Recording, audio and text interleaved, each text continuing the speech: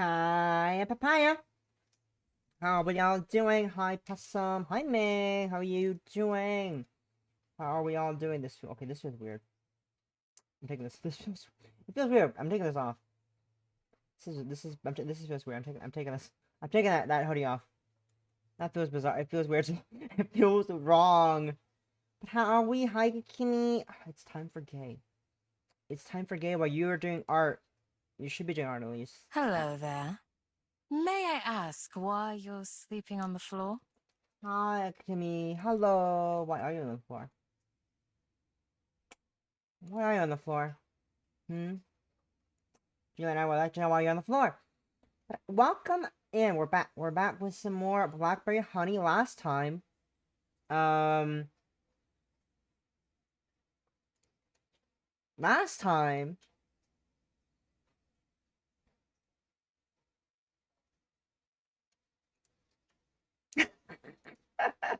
nods head, nods head. Wet petals, am I right? Last time, Lorina, uh,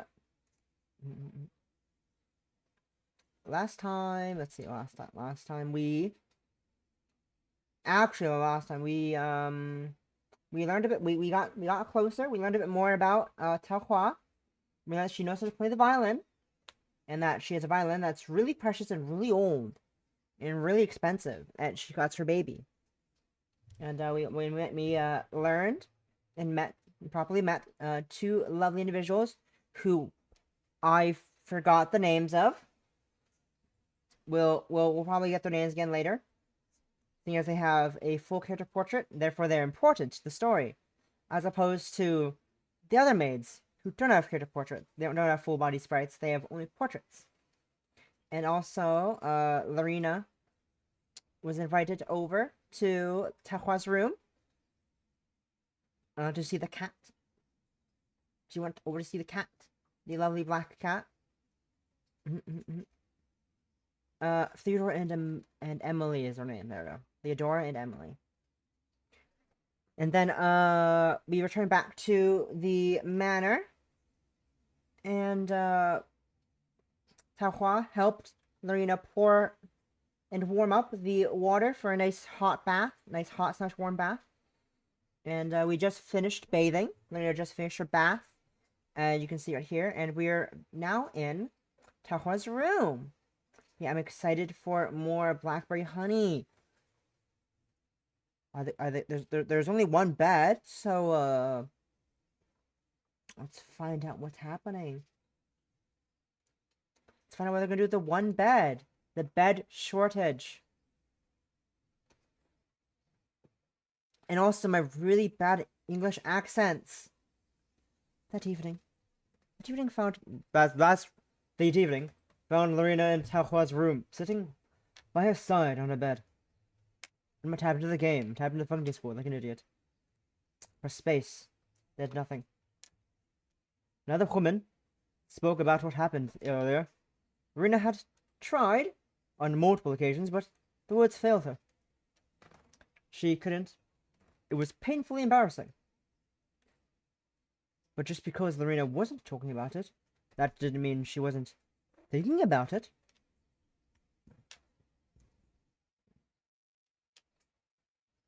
Oh god, that's unprompted. That's fine. Maybe. Let's be safe.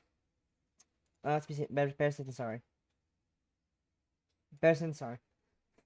Better safe than sorry. Taohua's lips trailed kisses.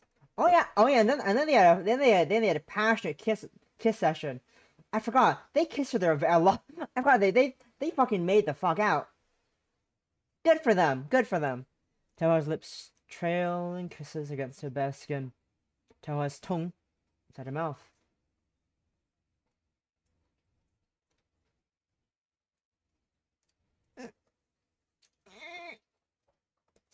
Luna squirmed, clamping her thighs together. It almost upset the teacup saucer sat on his lap. It was a good thing her clumsiness remained as an almost, because Lorina didn't fancy the idea of spilling boiling tea all over herself. Goodness gracious. You should be more careful, my little Lori. How funny. And I thought you might like to see me suffer. Taohua blinked innocently. Whatever gave you that idea? Everything you've ever done and said to me. Oh dear. I think you might have misunderstood my true intentions. What? I spent some time with you, my little Lori. Not to derive pleasure from your expense, but rather because spending time with you makes me happy. Happy? I was happy once. They put me in a normal room, with Lorina, and Lorina makes me happy. Happy. I was happy once. If that is a crime, then I am guilty of it. I will hang from my neck in Newgate prison. Ridiculous. You don't mean that. You don't mean that. How do you know what I mean? Please, don't make assumptions, my little Lori. But what do you want me to think? That I'm telling the truth. That you really like me. If I didn't, I wouldn't have kissed you so passionately. Luna squirmed, squeaked, squeak, squeak. Her cheeks flushed until she was as red as a beet. How charming. Taohua smiled and pressed a kiss against the tip of Lorina's nose. I thought you weren't going to talk about what happened. We weren't talking about it, no, but I was still thinking about it. Your flushed face has brought it all back to me. You were so lovely, my little Lori. It was something of a struggle to focus on my chores today. Not even Heracles faced such lofty obstacles during his 12 labors. You're exaggerating.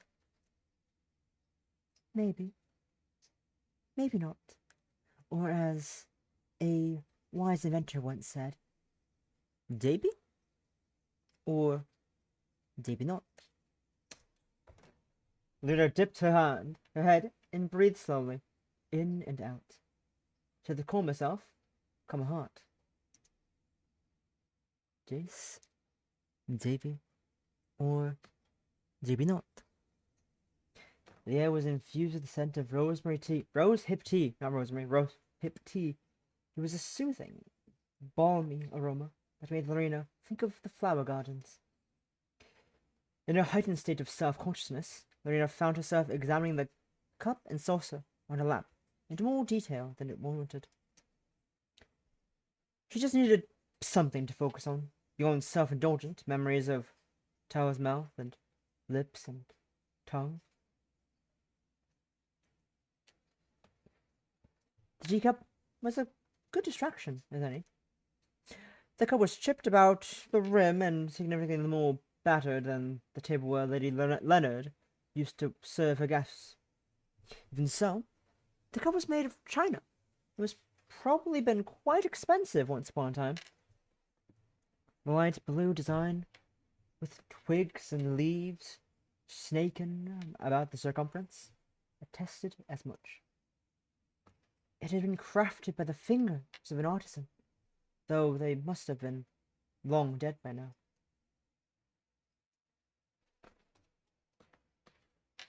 Taohua? Yes, my little Lori? Do these teacups belong to you? They do now. But did it before? No. These cups must be a good decade or so older than I am. Lady looked at Taohua fiercely. How old are you?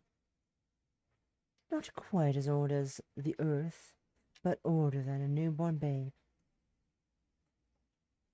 Lorina rolled her eyes. You are impossible. Thank you. I'll take that as a compliment. It wasn't. But I will take it as one all the same. Lorina huffed and turned her head away. Why was Taohua so infuriating? And she still hadn't answered her question. Who are these teacups once belonged to? It was possibly the same person who'd given Taohua a violin. Lady Whitner. Was it? But what of Taohua's family? Her parents, brothers or sisters, uncles or aunts, or cousins or nieces or nephews? We didn't know. There was a lot about Taohua she didn't know. The old woman still was a mystery.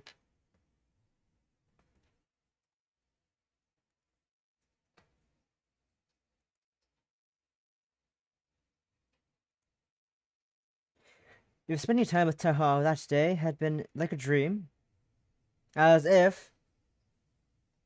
Oops. If spending time with Taohua had been a dream... And where on earth have you been, Lorina? Then returning to the servants' quarters that night was a nightmare. Pauline had been waiting for Lorina's return, sitting sentinel by the doorway. Just how long had she been waiting? 5 minutes? 10? 15?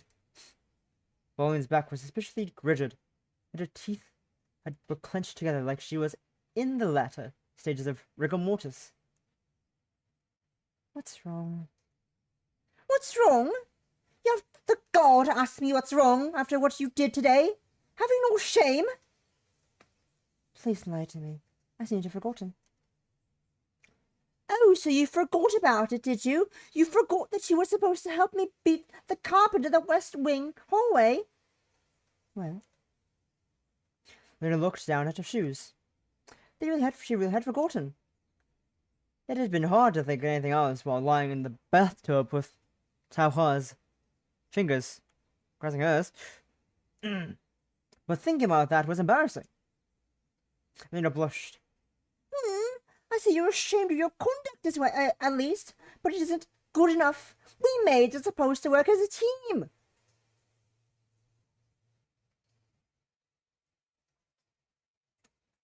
Sure, Pauline. Sure. Whatever you say. It's as Mr. Lester says, blithe like a swan. It wears grace. It appears graceful on surface, but underneath. There are dozens of us working hard, trying to keep everything afloat. That's right. To put it away that you might understand, we help one another. We don't rush off on our own whenever we feel like it. I know you're still a young girl, but you have to learn to stop being so selfish. The world doesn't revolve around you and your wants. Now, Pauline smiled, smug and self-satisfied. Are you going to apologize? Apologize? Was this sort of a joke? You. Lorina's chest rose and fell, constrained beneath the material of her maid's uniform. How dare you? How dare I? You are the one at fault here, Lorina. That's right. You really inconvenienced Pauline. It's childish to blame others when you're done wrong by them. Don't lash out. You should know better. Growing up, can't you see the errors of your ways? Not that a harlot like you could. There's always hope. I would like at least to give her a chance. The benevolent Saint Pauline, in all her godly goodness, rounded on Lorraine. Her eyes were hard. No more second chances. Admit you did something wrong. Say you're sorry. Are you being serious? Quite serious. Why would I joke about something like this? Your manners are no laughing matter. Just looking at you, one could think you were raised by a barn. In a barn. Did your mother teach you better? Did you leave my mother out of this? That is right, Isabel. Talking about her mother is not nice. Lorina may have done you wrong, but... Lorina winced. She could feel a headache coming on. Shut up, Lottie. But why? I was trying to defend you. I know, and I appreciate it, but you're not helping. Maybe not, but I believe that you truly should have helped Pauline. You were supposed to, Miss Smith said. I know I was supposed to help Pauline, but she frequently forgets to help me. Why is it acceptable for her to shirk on her duties so that I get raked across the coals? It's not fair. And you always trying to be nice. I want to give you a chance, but... Pauline drew closer to the younger maid. Her cold mask was slipping, melted by Lorraine's anger. I don't think you deserve it at all. Not if you're so stubborn. You can't admit your own failings. Failures? That's rich coming from a woman like you. You're a selfish brat. Have you thought about anyone other than yourself your entire life? I should be the one asking you that. What? You didn't want me to help you earlier. You wanted me to do all the work, like usual, so you could gallivant off and do God knows what. You just wanted to flirt with the valets and check gossip with Isabel. That's all you ever do. You never do any real work. You push it all on me. I'm sick of it. So you're saying it's my fault? That's right. You reap what you sow. So you were trying to punish me? You, Lorraine Rowe? Yes. You've gotten away with it far too much for far too long. Well, I won't let you take advantage of me anymore. I refuse. William glared at Lorina. Lorina glared back. The two women were inches away from one another. Now they're backing down. The tension in the air was so thick you could cut it with a knife. For a few moments, everything came to a halt.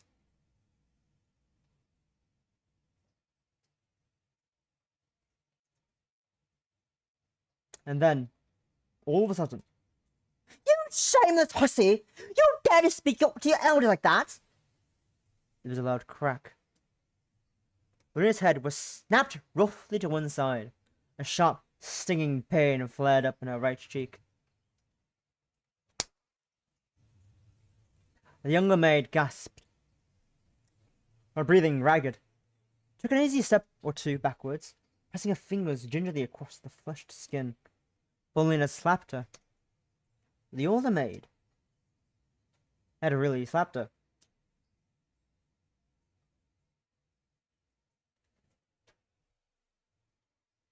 Lorina, are you alright? Lorina was lying beneath her covers, curled up like a weevil inside a biscuit. The sound of Ada's voice, however, drew her back from the reverie.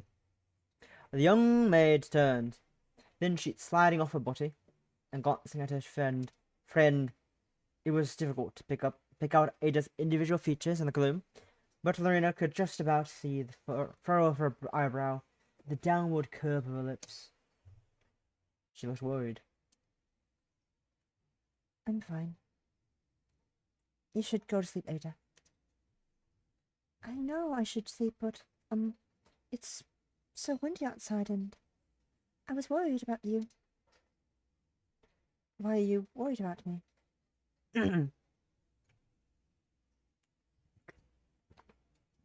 Why are you worried about me? After what Pauline did, I'm sorry I didn't step in. I wanted to stand up for you, but I didn't know what to say. Ada's face crumpled. I never know what to say. I'm so useless. Oh, Ada. I don't think you're useless. I appreciate the thought. That's more than enough. But you were right. Pauline always shoves work onto other people. Just me too. Used to do it to me more before you arrived, because I used to be the youngest. And now I am the honor. Now I have the honor of her undivided attention. I'm so happy. I'm sorry. I'm used to pushing around, so I was actually relieved when we started working here. And left me alone since then. But I feel so guilty. I should be happy that you're being punished, mistreated in my place. I'm really I'm a bad person. Don't be silly. You're not bad. What? A bad person wouldn't worry about being a bad person like Pauline. Do you think she feels guilty about anything she's done? Maybe not. There, you see? You've nothing in common with Pauline. You're a good girl. Just pure evil. Evil? That's a bit harsh. She slapped me. She deserves it. I suppose you're right. Thank you, Laurie. I feel a lot better now. That's quite alright. Wait. Lorina paused. Her eyes narrowed. What do you mean, Laurie? Oh, it's nothing. It's just I heard you talk to Taohua a few days ago, and she called you that, so... Goodness gracious. Ma.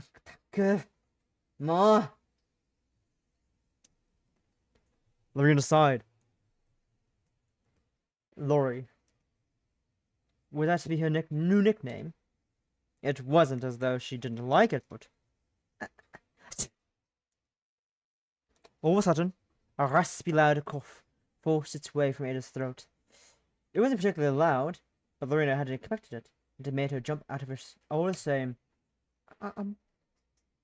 Bless you. I'm sorry, I can't help it. It's just so cold in here. It's alright. I understand. You should try to get some sleep. You wouldn't want to get sick. I was trying to comfort you, but you ended up comforting me. It's alright. I don't mind. I miss you, the big sister. I'm a big sister too. But you have 3 brothers. I have 3 sisters. It's different. Oh, Laurie, sorry. I mean, Lorina. It's fine. You can call me Laurie. Might as well let her. The damage has already been done. The 5th of May. Thursday. Sure, whatever you say. What's the point in studying Greek literature? It's more than 1,000 years old. Greeks, you say? Greeks, you say?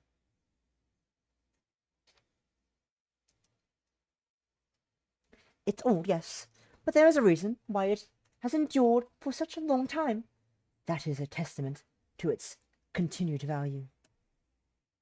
Who gets to decide what stories are valuable and what aren't?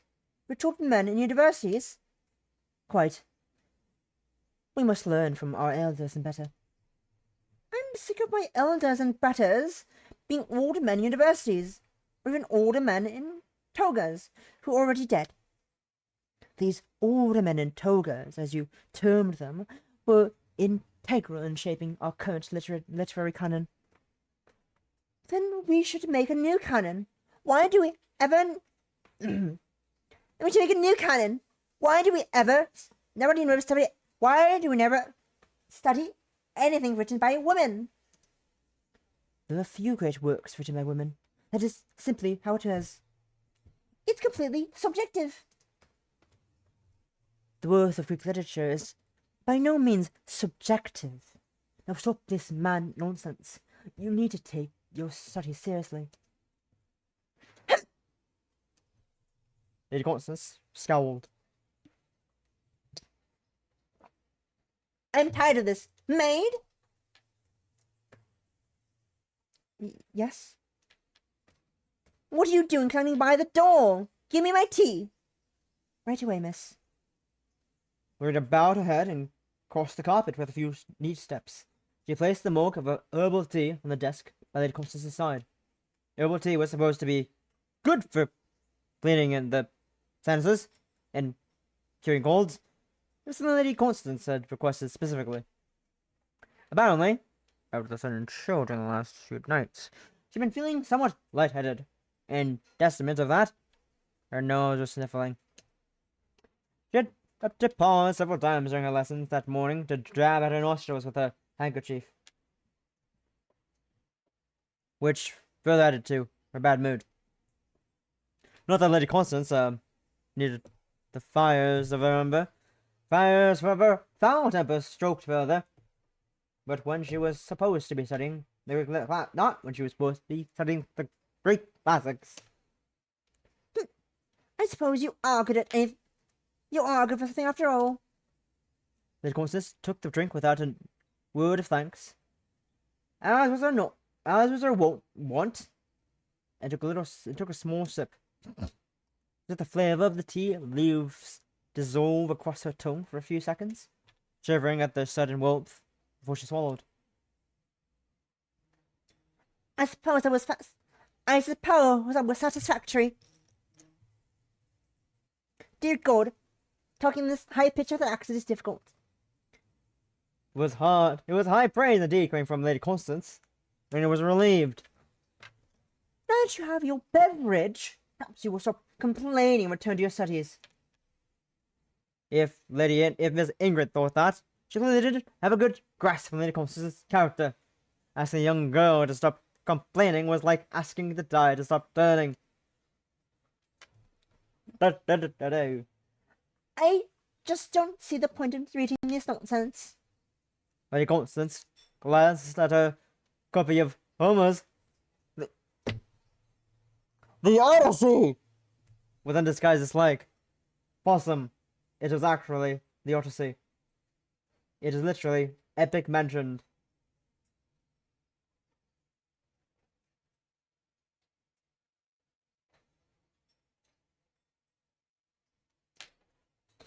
It's one big boy's adventure story, witches and a cyclops.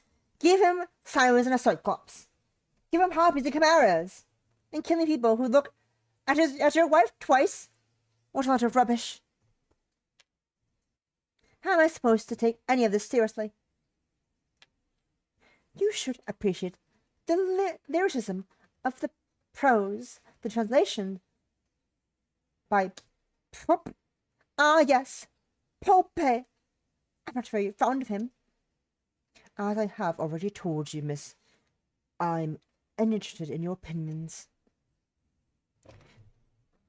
But I'd far rather study Sappho. Sappho is unsuitable for such a young girl. There are too many mentions of... Miss Ingrid's face darkened. Unsavory passions. Oh, I see how it is. It's perfectly acceptable for me to read the Odyssey, where Odysseus lies with every woman he meets, but I can't read Sappho. What's wrong with Sappho? Miss Ingrid, I can't believe you may have to fight you. I'm about to fight you. What the fuck, Miss Ingrid? Thelma would very much agree with Lady Constance here. Sappho is inappropriate. Her verses are diverting enough, but they hardly speak of universal truths. And can they are Cyclops does? It's a situation people often find themselves in. I'll have less of your lip, young lady. Focus. You know what? Lady Constance smirked, though the tip of her nose was red from continued wiping of her handkerchief. She looked surprisingly smug. I think you're probably Ingrid. I thought you haven't had enough lip in your... Wait, what? Lip in your life. What? Huh? What are you implying there? Lady Ingrid's eyes narrowed. When she spoke next, her voice dropped to a dangerous whisper. What was that? I said you hadn't had enough lip in your life. Who would ever kiss you? I bet you've ever been in love or had anybody love you, even though you're 33 years old. You're 33 years old. You. Miss Ingrid's face blanched. Her fingers clenched into fists. Lorina had yet to see Miss Ingrid lose her cool, but appeared in the seemingly unflappable governess. I have a few sore spots. Oh? Lady Constance smirked. It seems I was more correct than I thought. It seems I'm more correct than I thought. You're 33, and you've never been held or touched or kissed. How sad. I feel so sorry for you. I could cry. That must be why you become a governess. Your daddy couldn't marry you off to a rich man, so you had to work for a living. Well, what else could you do? I don't think any man could fall for you. You have a nose like a beak, and your lips are that of an old woman's. You don't know how to dress to flatter yourself, but that's probably because you have no imagination whatsoever. Wait a second. Is this a bot on my blue sky? Odds are probably yes.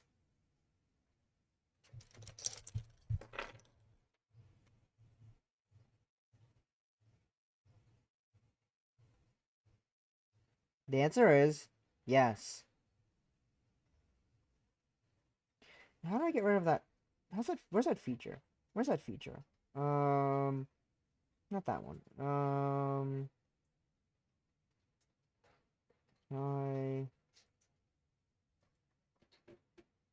Here we are.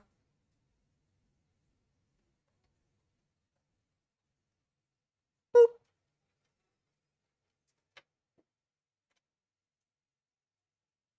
I love that you can. I love that you can detach quote retweet quote read skeets on Blue Sky. I love that. Don't you? That's awesome. That's a great feature.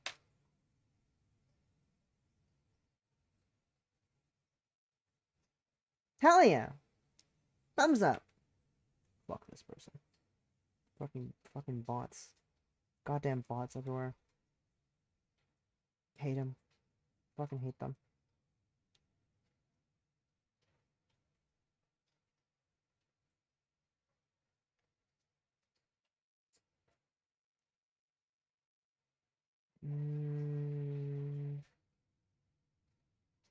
Oh, what's this?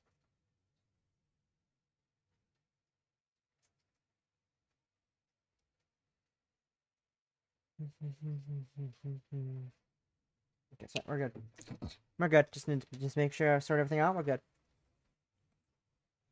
There we go. You don't let me play the piano as much as I ought, and you refuse to let me read Sappho. What kind of bland, boring woman can't appreciate Sappho? I'm only 12, but I'll probably receive my first kiss long before you ever will. That's quite enough. With a sudden exclamation, Miss Ingrid slammed her palms against the table. The volume of Homer's The Odyssey jumped. So too did Lady Constance's cup of herbal tea.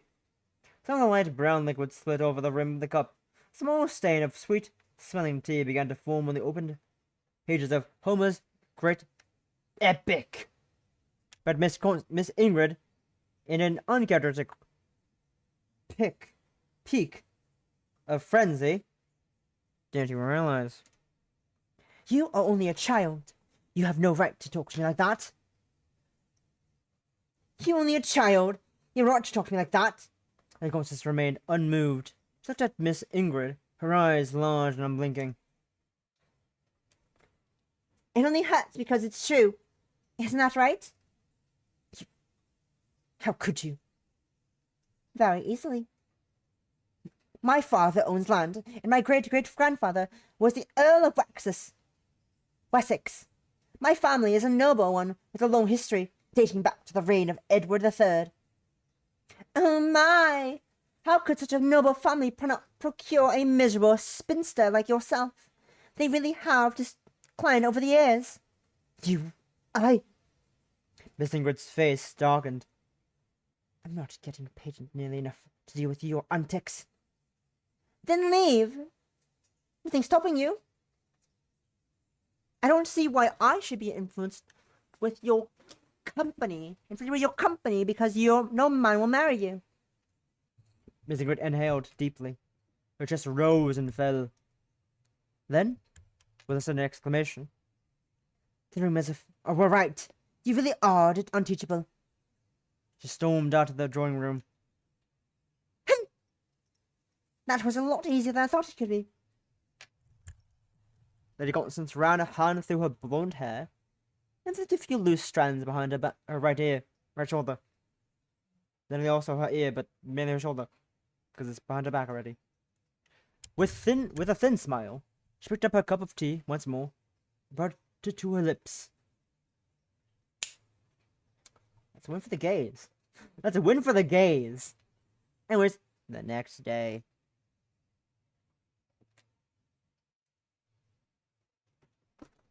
Following that day, the following day, as I just said a minute ago. Is it true? Did Miss Ingrid really pack her bags and leave? It seems that way. How shocking! I thought she for sure would stay. Less she lasted, even less than Miss Amier. A good deal less. Only 2 weeks. Lieselotte shook her head. She looked bemused. Oh, that Lady Constance is fearful. How she was able to drive away such a proud woman, I do not know. I think they had a disagreement or two over Sappho. I don't know much about Sappho. Me neither. It would make much more sense if they disagreed over turnips. Why turnips? What is this? Animal Crossing? Stock markets? Oh, I did not tell you. My uncle Alphonse Elric got into a frightful feud with my uncle Titus over the vegetable. My uncle Alphonse gave my uncle Titus a crop of turnips from his farm as a gift because my aunt Joanna was to have a baby, but the turnips had been inflicted with the blight. They were quite inedible, and when Aunt Joanna had some of the turnips, she was sick for weeks. I see. Lorina nodded her head dumbly, but she didn't really see. Her mind was already starting to drift several syllables into Lieselotte's lengthy and convoluted explanation. Lieselotte had rather too many family members, and yet more of them seemed to emerge from the woodwork whenever the Swiss maid shared her stories. All these Germanic names were difficult to keep abreast of. Lieselotte's family tree was a complex thing indeed, with even more roots and branches than Yggdrasil. I know what Yggdrasil is. 2 days later, the 8th of May.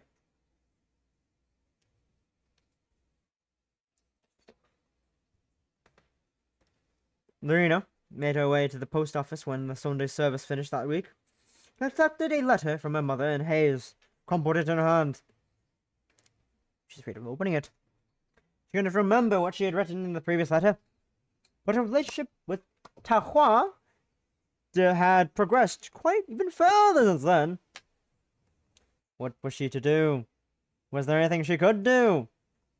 Would God ever forgive her? He's already been forgiven by her, but... Hey, watch where you're going, you cretin.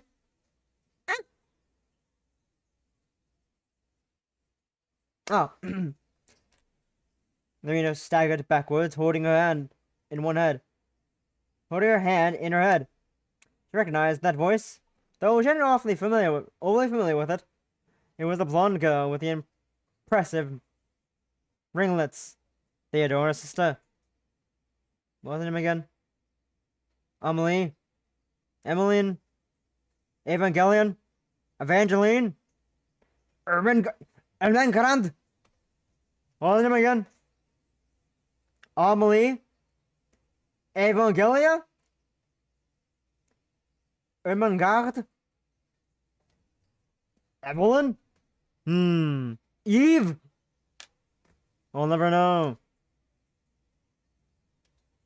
Oh, It's you. What are you doing here? I was just collecting my post. You could apologize for walking into me, you know. I'm sorry? Well, it's lacking in feeling, but I suppose it will do. I imagine your older sister grovels at your feet whenever you chastise her. How'd you know? It was like a guess. The ghost stuck her nose up in the air. Wait, I just realized her name keeps changing. Her name keeps changing. And funny enough, the one's on right now is Evelyn.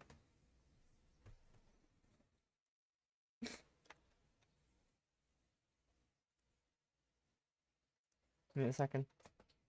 I'm doing a fucking. Wait, is she even? Is she even? I feel like a computer.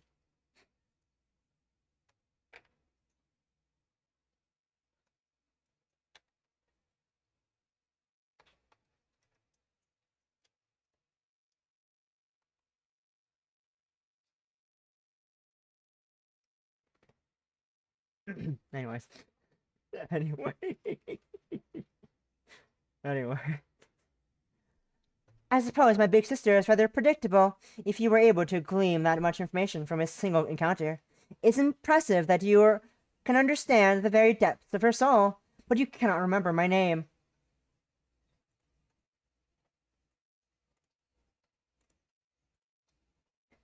You could tell?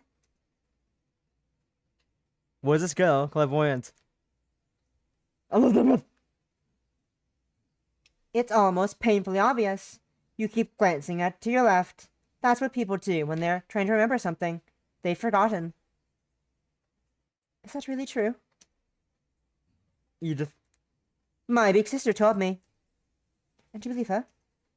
Evelyn!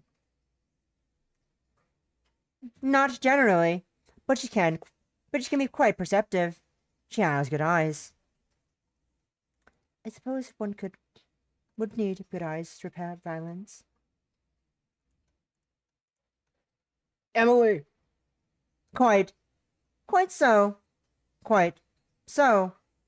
My name, it's Emily. Emily. Yes, Emily. Don't forget it again, or I won't forgive you. All right, I won't. I promise. If ever forgot to Red meant to mumble that remark under her breath, but Emily still heard it. The Longgoat frowned. Constance, not the awful offspring of the Leonard's family. You know Lady Constance? Of course I know. Of course I know Constance. Everybody around here does. Her sour-faced, ill-tempered. The sour-faced, ill-tempered brat that is quite famous. I gather you don't care for her, then. I care for her about as much as I care for Zanzibar. Zanzibar. and its forests, and its sacred favor, and its scarlet fever. Zanzibar now. Lady Constance isn't as bad as all that. Though seeing how she treated Miss Ingrid, Lorina wasn't sure. Emily raised a brow and Lorina paused, reconsidering. But I suppose that she is quite bad, but probably isn't as dangerous as a scarlet fever. I was just trying to warn you. Constance has never been able to get rid of Taohua, for all her trying, which makes her rather vigilant towards the other maids. Vindictive towards the other maids. I think she's trying to assert her authority. What do you mean she wants to get rid of Taohua?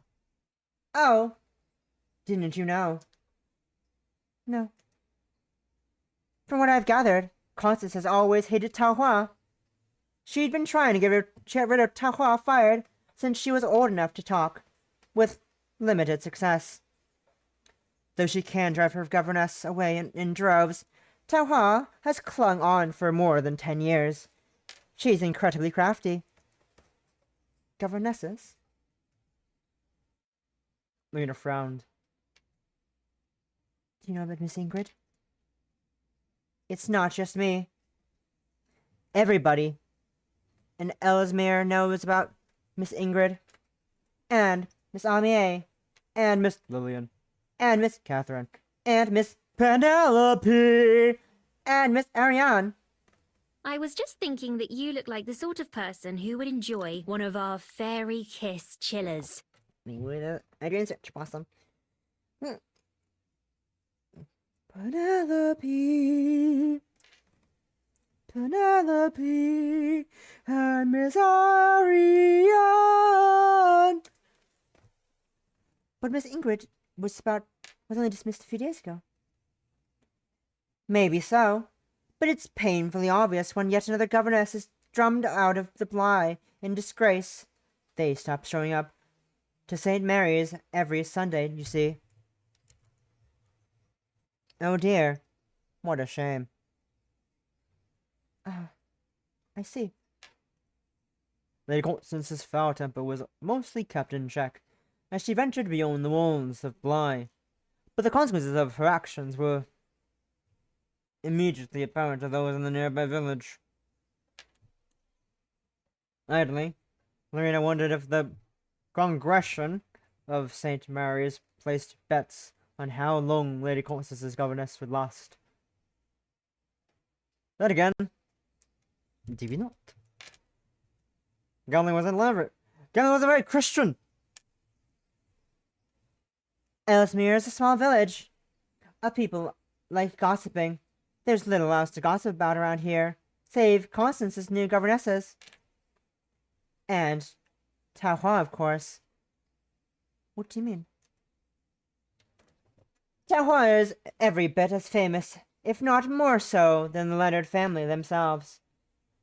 Whenever anybody thinks about the Leonards, they think about their peculiar maid, with her olive skin and almond eyes. More way to say, she is Asian. Make her sound like something to eat, rather than a human being. Because it's true. Taohua is well known, precisely because she's unusual. People always stare when she goes into the village. Everyone wonders when she'll be driven out of the blind like Miss Ingrid and the rest, but it hasn't happened yet. She's worked there for a very long time, as long as I can remember. There are rumors about her, you know. What kind of rumors? All kinds. That she heralds from some mysterious backwards country, where they eat opium all day and raise babies on spits.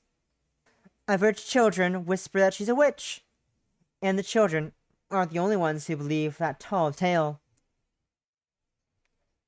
But that's ridiculous.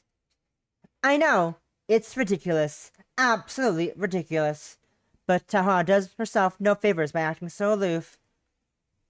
She's been working at Bly for more than a decade, but she hasn't even tried to fit in with the villagers. Why would she trouble herself with people who think she's a witch?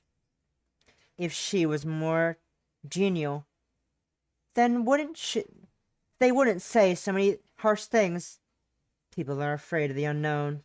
She could at least go to church. Luna had to admit. She herself had wondered about Taohua's conspicuous absence from Reverend Mana's sermons, but she hadn't lost sleep over it. Lorina hadn't missed Taohua. In fact, she'd been glad the older woman didn't go to church. Why should she go to church anyway? She can't be a Christian. She only needs to look at her to work that out.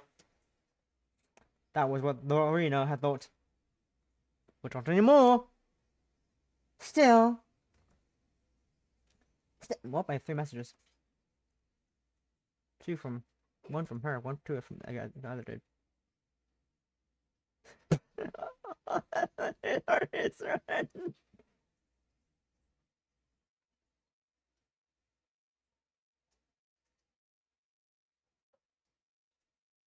Sure.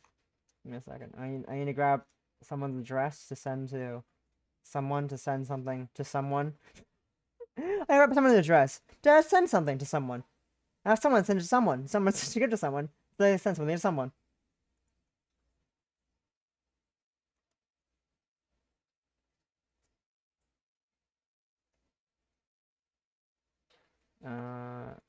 Doop.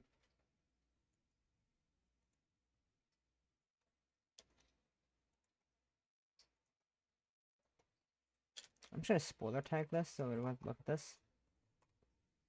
For now. Just, you know, for posterity's sake. There you go. So it's just not an address sitting there. Just looking at the DM. There's an address just staring at our face. For obvious reasons. Anyways. Ciao anyways, haha. Ciao anyways, How much did I pay for shipping on this other thing? I just realized, how much was shipping for this? I didn't check. I forgot. How much is shipping? Oh, $7. That's pretty cheap, actually. Anyway, unimportant things. Unimportant things. I'm yapping. Still, it's probably in Taohua's best interest to maintain her reputation, silly though it is. Every Evelyn is every Evelyn is right.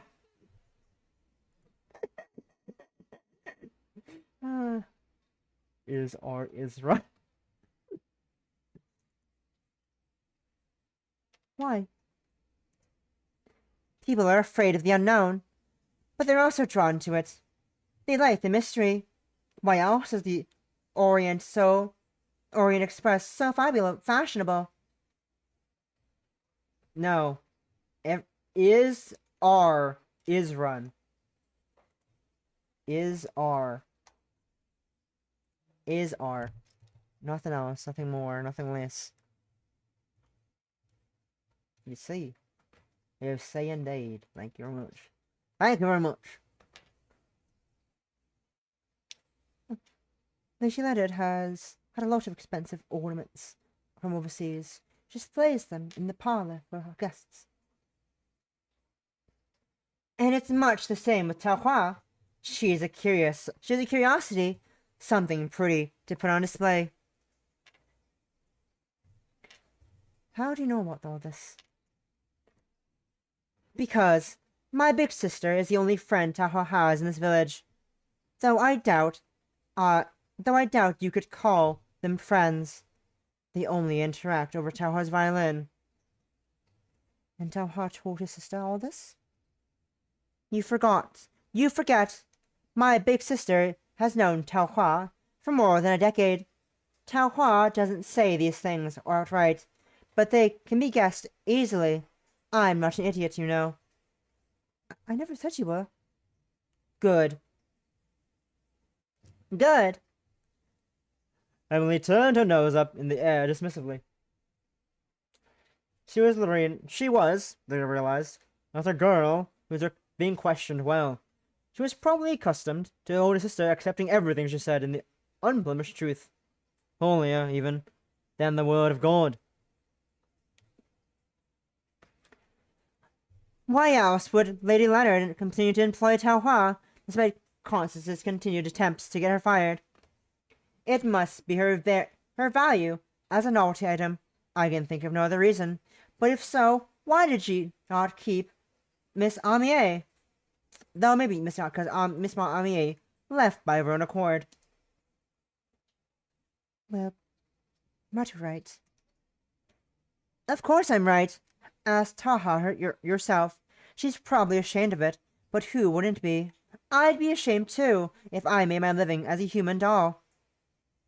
People are into that, actually, Emily. When you think about it, it is not that much different than being a prostitute. Don't say that about Taohua. What? That she is like a prostitute. That she should be ashamed. She's done nothing to be ashamed of. It's not her fault that other people think about her. so she looks a little different. So what? That doesn't make her a bad person. Now why do you sound so riled up? Was I trying to cause offense? I wasn't trying to cause offense. Well, Oh, could it be? Are you being loyal to your mistress? no, it's nothing like that at all. Well, if you ask me. There's nothing terrible about that. I beg your pardon? I'm glad Taohua has somebody who cares about her for who she is, difficult though she may be. No matter what I say, I worry about her. Well, what about your big sister? Can't Tahoe rely on her?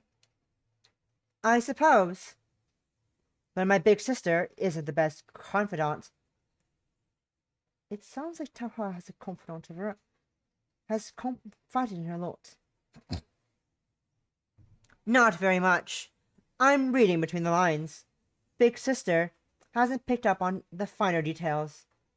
But that's to be expected. She's only good with violins. She isn't good with people. She has no sensibility whatsoever. How can somebody with no sensitivity devote their life to preparing instruments? Instruments are easier to work with than people. If there's something wrong with a violin, you can gently fix it.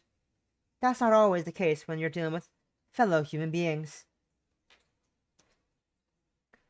Emily paused thoughtfully and glanced up at the sky. I think she should try. I think she should try to get closer. I think you should try to get closer to Taohua. She might act like she's above petty things like affection and companionship, but people aren't islands. You wouldn't be surprised if she gets lonely from time to time. Are you sure? I'm positive. Happy people don't cling to inanimate objects like she does. Speaking of which, I think her violin will be fixed next week. Make sure you tell your mistress that I'm sure she'll appreciate it. She's not your mistress. Emily giggled. You are such a bad liar.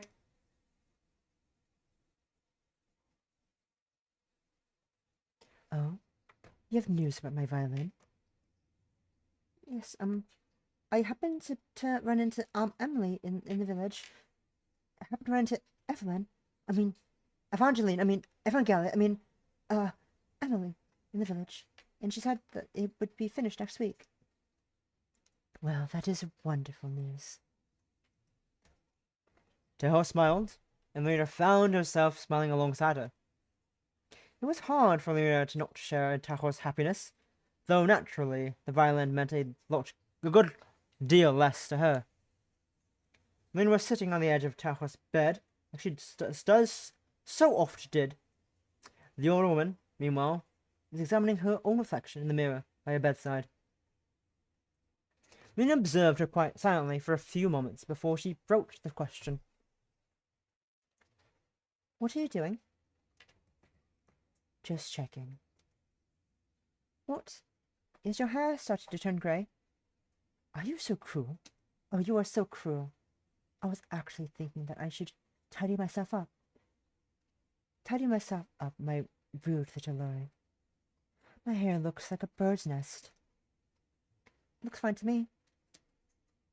It looks fine to me. I've had a busy day. Some loose strands have started to escape at the back. If you're really that tired, maybe you should get some rest instead.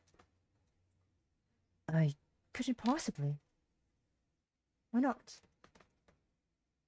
Because spending time with you. Lorina blushed shyly, looked down at her shoes. Gay. Sapphic. Don't be foolish. I don't care what you look like.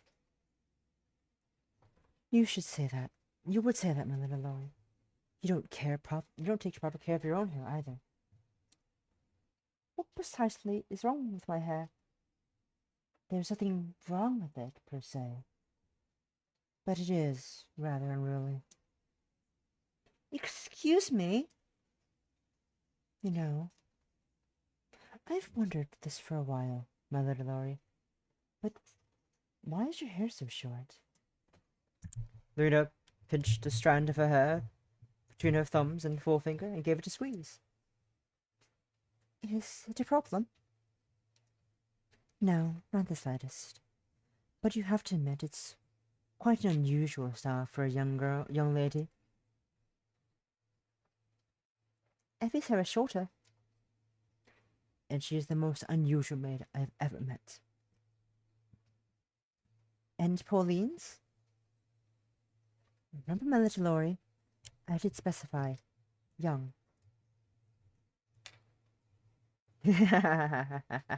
Burn! A small smile captured Lorina's lips. Her eyes crinkled in the corners. Good. Yes. Specified young lady. There's nothing young about her. Let us be honest. Funnily enough, talking to Taohua as of late always cheered her up. Particularly when they were bad-mouthing Pauline. Still, talking about her hair was a rather sensitive subject. It dredged up memories Lorina didn't want to recall. Ah, it must be about her old employment.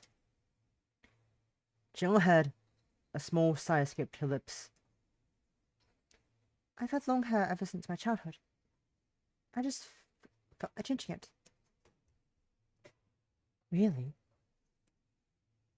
Taohua looked at Lorraine and askance. Her bright green eyes were glittering, probing. Is that all? Lorraine nodded. Truly? Honestly. But that was a lie.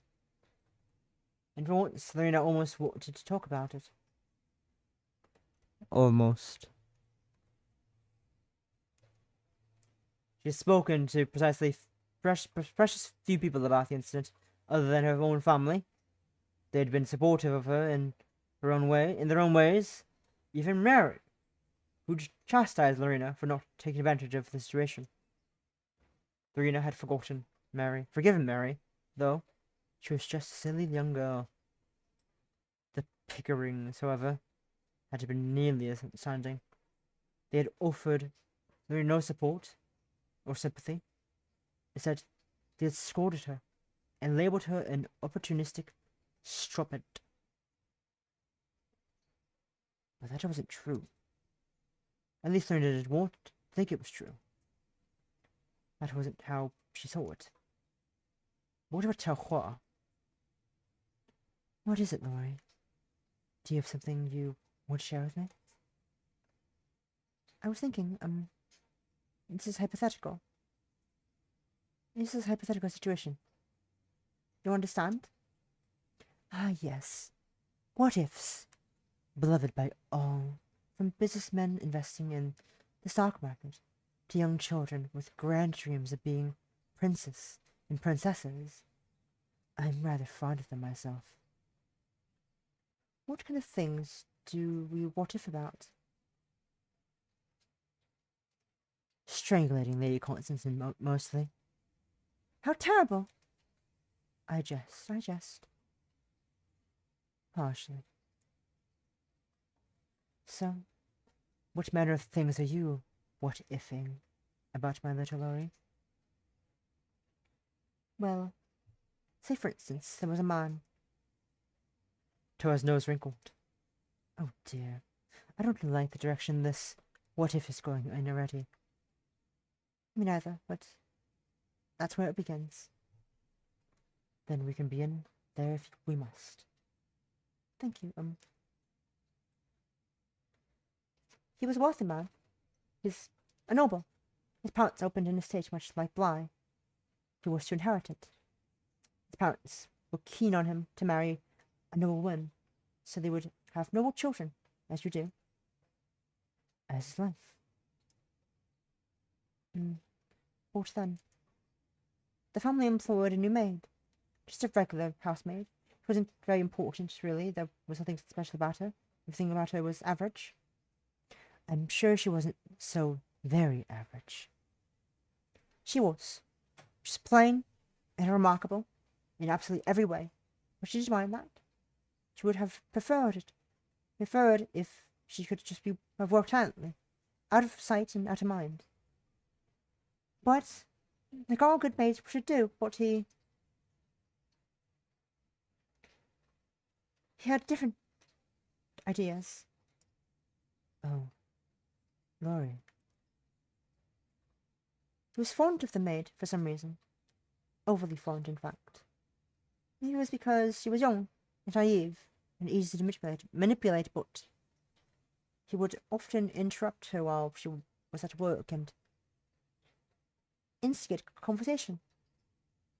At first she didn't mind, in fact, was somewhat flattered by the attention he lavished upon her, but over time he said that my hair was pretty. Can you believe that? Such a ridiculous line. It's only hair. Everyone has hair. Joe the gardener doesn't. No, but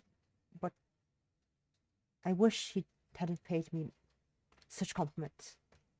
Wish he just let me alone. Why couldn't he have let me alone? Laurie, he didn't do anything ungentlemanly, did he? Oh, things didn't escalate that far. He started to make me feel uncomfortable, so I tried to avoid being alone with him. Sometimes it worked. Other times it didn't. And when it didn't, he would say things when he saw me. All kinds of things. He tried to touch me, but I would back away. Thought I was teasing and took it to some kind of game. He thought my reluctance was amusing. At first. Then he grew angry. What did you do? I slapped him, ran away. Tara whistled under her breath. Impressive. I would expect no less from my feisty little Laurie. You do have quite the temper. There was more to it than that. I was angry, yes, but I was also scared. I never asked for this attention. I never wanted his affection. Mary scolded me for wasting an opportunity. She said I should have coerced him into buying me some expensive gift at least. But she wasn't the one who had to deal with him. I was. Mary? My little sister. She's 14. She sounds rather opportunistic. She'll probably be quite formidable when she gets older. Sure, if she ends up with a figure like yours. Hey! Lorina spluttered indignantly. I'm trying to be serious. I'm trying to have a serious conversation here. I know. I'm sorry. I'm just trying to diffuse the tension. Well, I suppose it's working away. Good. You don't feel sad anymore, do you? I'm not sad, but I don't know. I don't like thinking about it. A sigh. After slapping one of my employers and making his nose bleed, his bleed to boot, I was no longer welcome at Hartwell. I was turned out in disgrace, in fact. If I had kept quiet and allowed him to continue with his flirtations, as he called them, perhaps I'd still be there now. I don't think it would have been worth it. I don't want to be subjected to that again. But nobody saw it from my perspective. They said it was my fault for leading him on. Being a temptress, you know. Because I laughed at one or two of his jokes and enjoyed some of his earlier conversations because I had nice hair. And to think, I hadn't even disliked him in the beginning. I thought, quite foolishly, that when he was being nice to me, in this case he was truly nice. I thought, when he said he cared about me, he meant it. I suppose that he cared in so much as I would let him have his way with me. Lorina sniffled. Shoulders shook. She didn't want to cry. And over this, Arthur didn't deserve her tears. She didn't want to think about the person who had ruined her career, destroyed her reputation, and could, quite possibly, have indirectly killed her had the heartless housekeeper, Miss Marianne, not pawned Lorina off to Leonard's.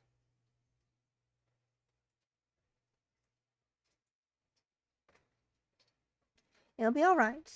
Miss Roth might have had a rather difficult time in Hartwell, but she's a hard worker and she does her best. I'm sure it'll be fine after all. You don't have any young sons of yours? In Bly, there was no judgment for Lorina to unwittingly seduce with her tempting and highly suggestive hair. Oh, Lori. My little Lori.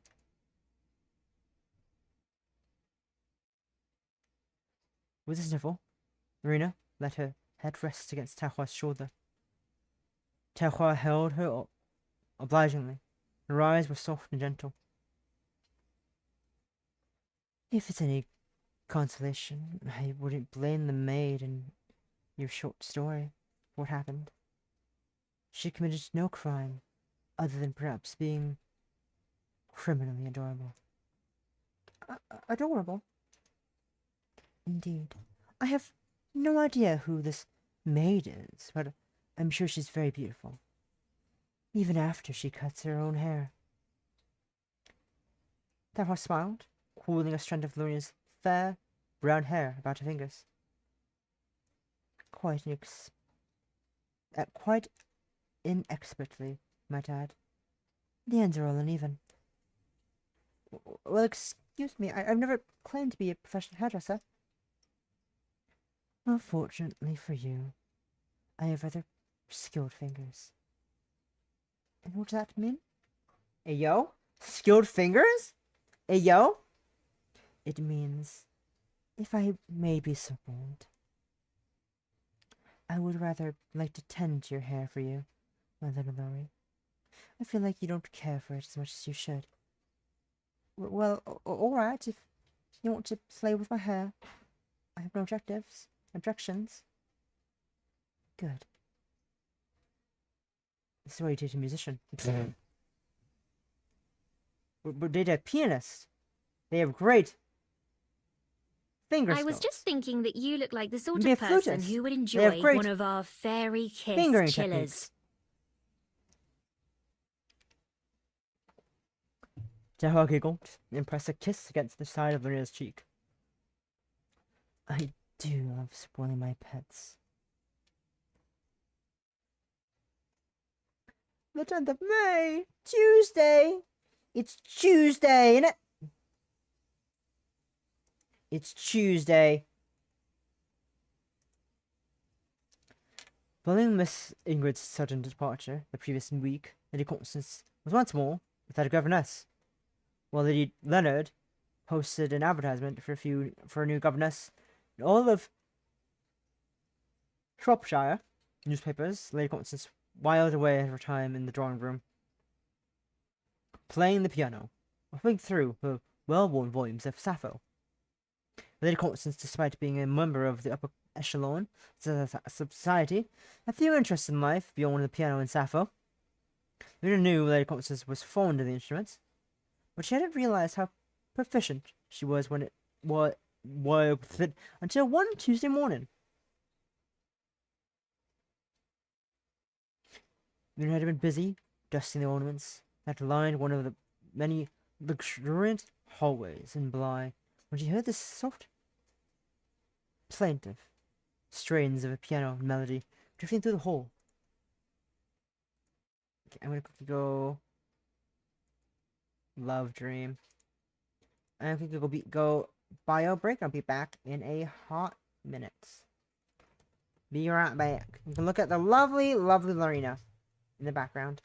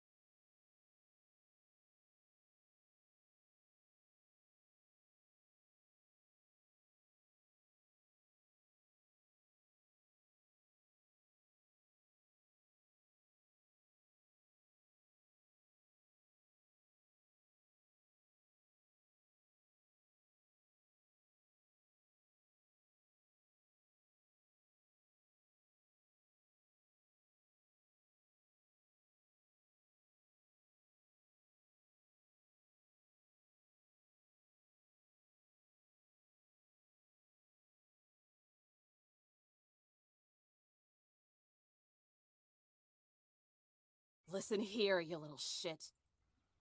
I said listen! Do you know how sick I am of this? How often I have to sit by and watch people like you destroy good things? Does it even register? Is it some kind of game? What gives you the right to burn the last few pieces of dignity this scarred husk of a rock has left? To raise any proof that we were once humble enough to live and breathe and die with the world we got dropped into, before we got so tied up with ourselves we felt the urge to make a distinction. Answer me! Tell me I'm not just a bandage for your arrogance!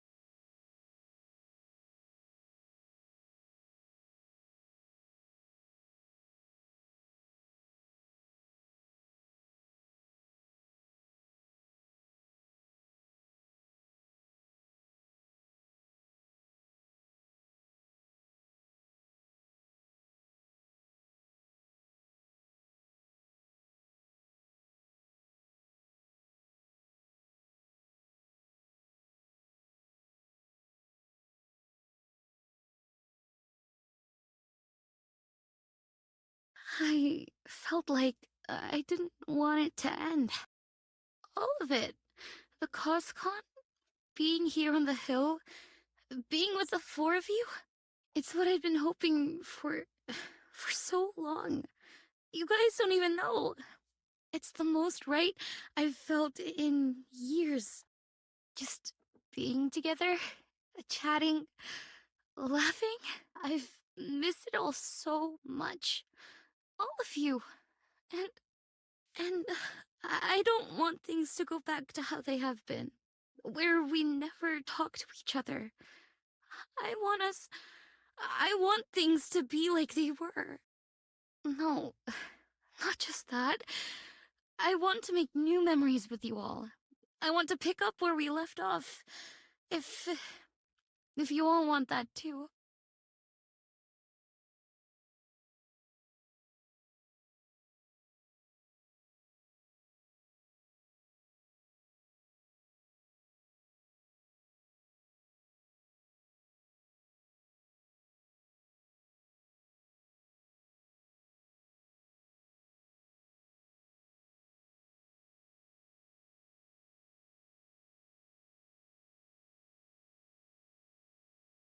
I hate you!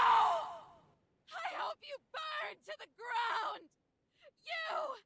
Every tree, every bush, every animal!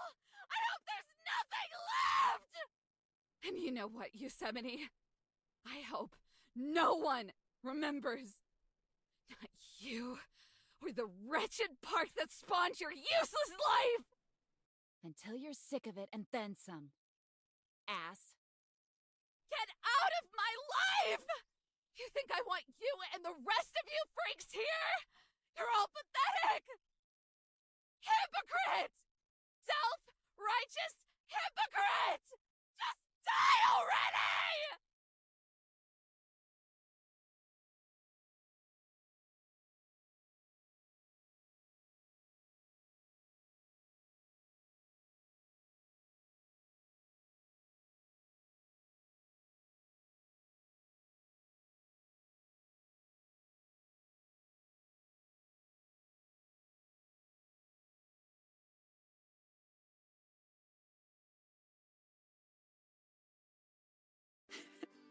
It looks like a third eye. Don't say something stupid like that after kissing me! Me? You weren't saying anything at all. Someone had to offer some levity. You call that levity? I'm even more nervous. Sounds like a you problem. Have you tried stealing your confidence? Overgrown tree, you're the most entitled and selfish person I've ever met. Is that the best you've got? You've called me worse. Today, even. Well, I didn't mean any of that, but I mean it this time! So you're feckless, too. Not as if I didn't know, but perhaps you should try committing to something for once in your life, Ranger. Perhaps you could commit to coming home. You're still on that? After everything? You still want me back? Want is a very generous... I do. Of course I do. The next few days are gonna suck, you know? It might not be much better than today. We've already seen the worst of each other, haven't we? I have no doubt this will be just as exhausting. But we'll deal with it together. Alright. Let's go then. Welcome home. Good to be home.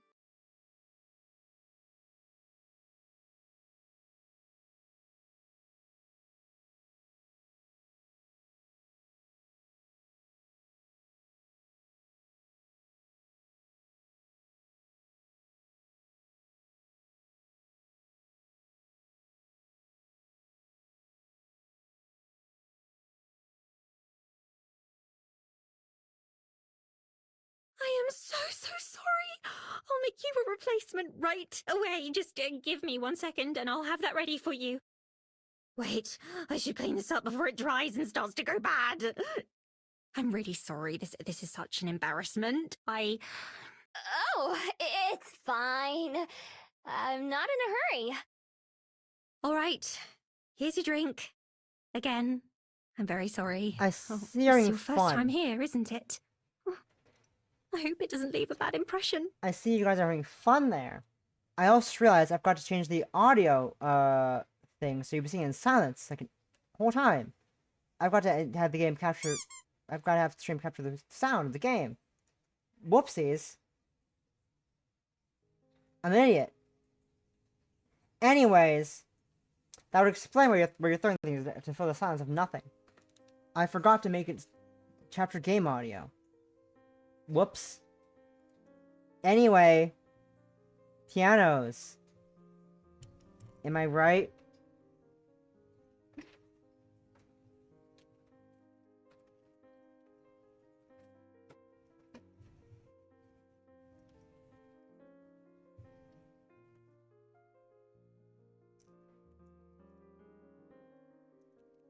I'm putting recoil in my mouth now. I have recoil in my mouth now. Hey there, Summer. It's me, Willowmere. まったく、もう。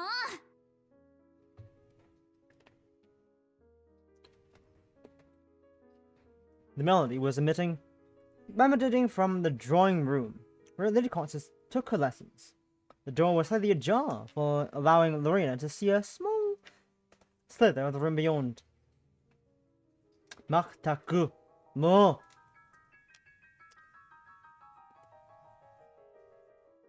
There, tucked away in a corner, was the piano, sitting on the stool by the said piano, looking far softer and sweeter than usual, was Lady Constance. Compared to the piano, an imposing instrument made of rosewood, its ivory keys shining beneath the spring sunshine. Lady Constance seemed very small and slightly Sorry. I'm laughing at the comedy of me talking with a recoil in my mouth in that voice, it was just on my tongue. Just like, wow. Above the piano, an imposing instrument made of rosewood, its ivory keys shifting beneath the spring sunshine. Lady Constance seemed very small and slight indeed. That piano was large enough to crush the young lady, should it fall forward, but she commanded it with apparent ease. Her eyes were half lidded, her blonde hair falling over her shoulders. The sunlight caught in her long, luxuriant tresses, so it shone like her halo. At that moment, she really did look angelic. Luna paused. She stood by the entrance of the drawing room, struck dumb. She couldn't have moved, even if she wanted to. Lady Constance had under her spell. Unaware of Luna's presence, the young girl continued to play. Fingers danced across the white and black keys, confident and self-sure, despite being so very small. Luna had realized Lady Constance, who so often scoffed and sneered at others, was capable of producing such beautiful music. Luna didn't know what the song was or who had composed it, but that didn't stop her from finding its haunting strains beautiful. Doubtless, it had been penned by one of the long-dead great men Lady Constance showed such disdain for, but even so, she played it with true conviction. For a few moments, time seemed to stand still. Even the particles of dust in the air froze. And yet, like all good things, it came to an end. The last note died in the air. It was wistful and melancholy, leaving behind only bittersweet memories of what had once been. Lady Constance paused for a few moments, fingers suspended over the keys. Before she turned her head, Her eyes narrowed. Are you there, maid?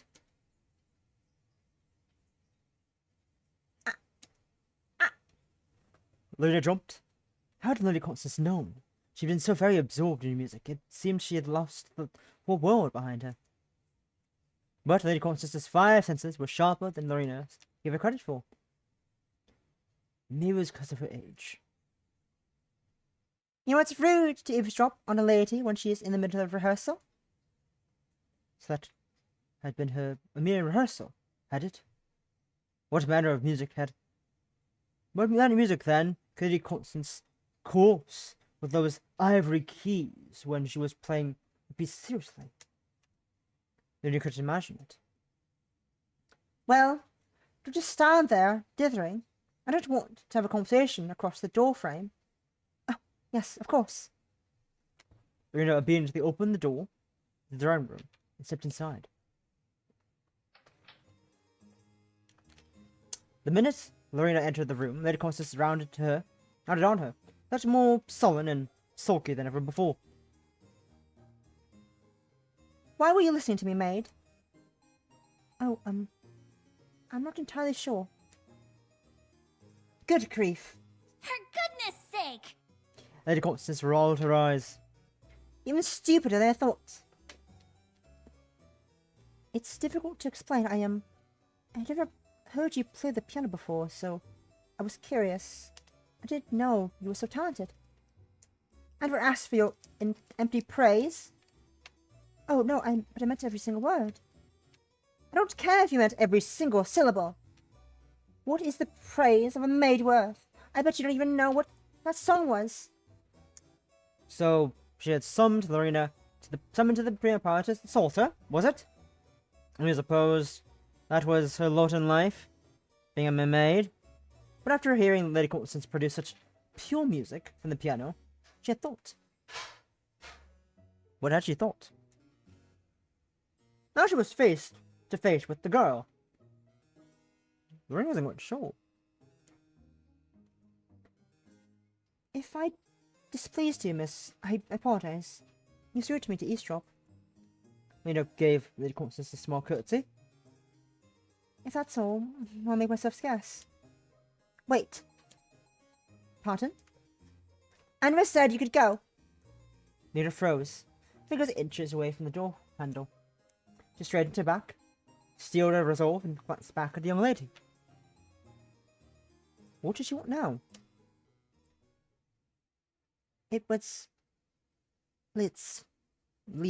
I'm gonna Google this. I'm not gonna say this ever again, but still.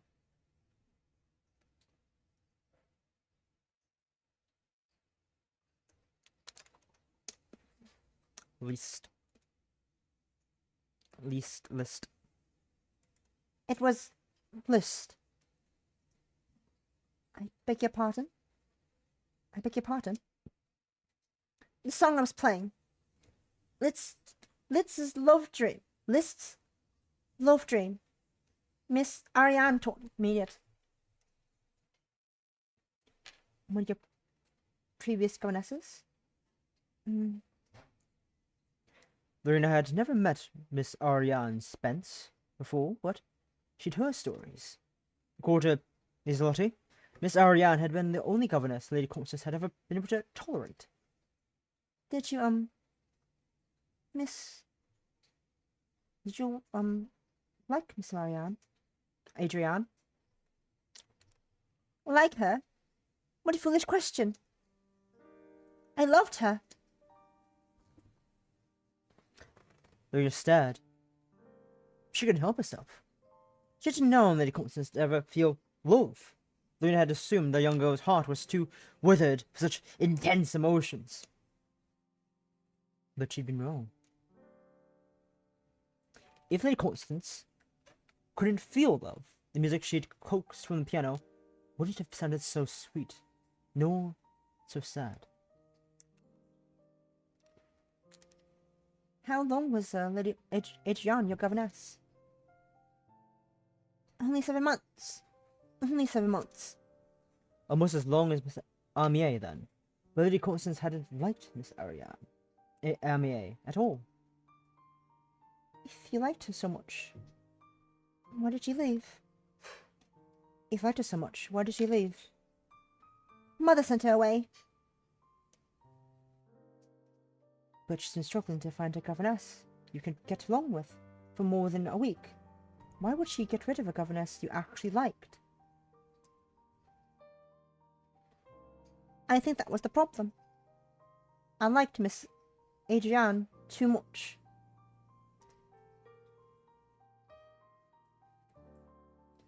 Is it possible to like a governess too much? Mother thought it was. She said so, but I think she was jealous of your governess.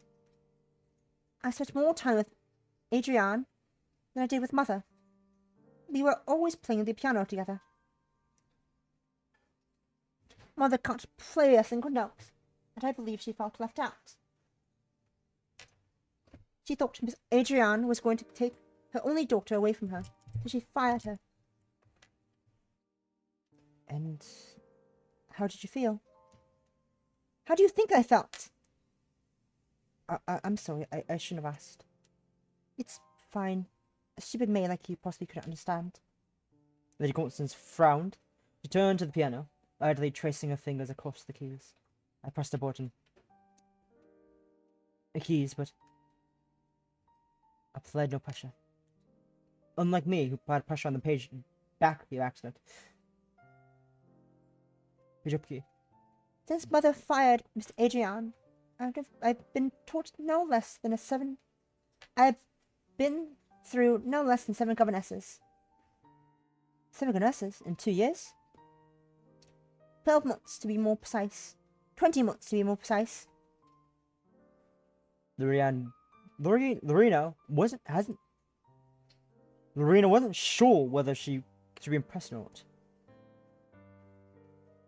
But surely not all your governesses had been bad. I thought Miss Amia was rather sweet. But she wasn't Miss Adrienne.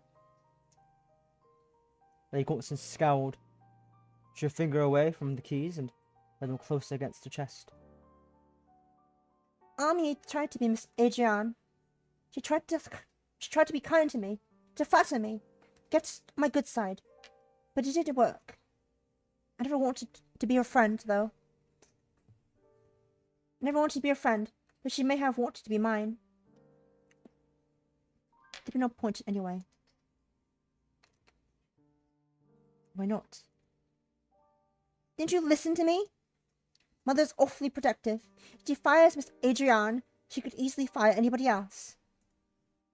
In the end, it's better to get not too attached. Miss Constance looked down at her knees. She sighed softly. The sound was every bit as wistful as a piano melody. Liszt's love dream. Lorina blinked. Maybe she finally begun to understand Lady Constance. Just a bit. Was that why the young girl was so very aggressive towards her governesses, and so rude to her maids? Was she simply afraid? Lady Leonard might have given Lady Constance everything she could ever want. Dolls to play with, beautiful clothes to wear, and delicious food to eat.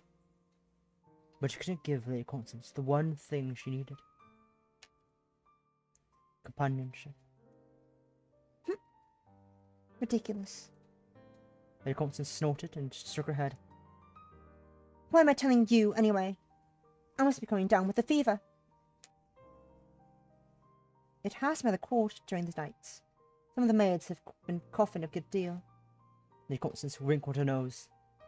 Hope you haven't given me something. I'm sure it'll be all right, miss. I doubt it's anything serious. Aww. Poor Constance. Poor Constance having a very protective mother. That, is jealous. Weird. But Lorina was wrong. Goodness, it's been so bitter lately. You wouldn't think it was nearly summer. I feel like I'm going to freeze. As if to accentuate her point, Isabel sneezed. It was a dry, hacked cough that sounded rather painful. Good for her. These blankets aren't thick enough. We're all going to catch hypothermia. My poor fingers are trembling. Trembling so I'll never be able to start a needle again. Or play the violin. Isabel frowned. I can't play the violin. Effie shrugged soundlessly. My mistake. Effie was the only one in the servants' quarters wholly unconcerned about these long, cold nights. She seemed much the same as ever. Which was to say, she survived her various surroundings with dispassionate eyes and contributed little to the conversations. Young Lottie, who'd been born amongst the frost and ice in the Swiss Alps, was suffering from the cold. Oh, I wonder how this happened. Miss Lottie, who was a small lump beneath her blanket, sneezed pitifully. The winters in Andermatt are far, far chillier than this. You must have been in England too long. No, I hope not. I've never once had a cold in my life, and this... Miss Lottie's words were punctuated yet again with a sneeze. It's simply terrible. How can I return to Andermatt now? Maybe you can't. I cannot? No. With your health being so brittle, you would faint clear away when the first snowflake lands in your tip of your nose. But... Miss Lottie's big blue eyes began to tremble. They filled with unshed tears. Her lower lip swabbled. If I never return to Andermatt, I cannot see my mama, or papa, or Uncle Alphonse, or Uncle Rudolph, or Uncle Titus, or Uncle... It was at this point that Lorina stopped listening. Me too. Miss Lottie had too many aunts and uncles. Johnny, shut the fuck up. The 12th of May, Thursday. Please shut the fuck up, Miss Lottie. Thank you very much.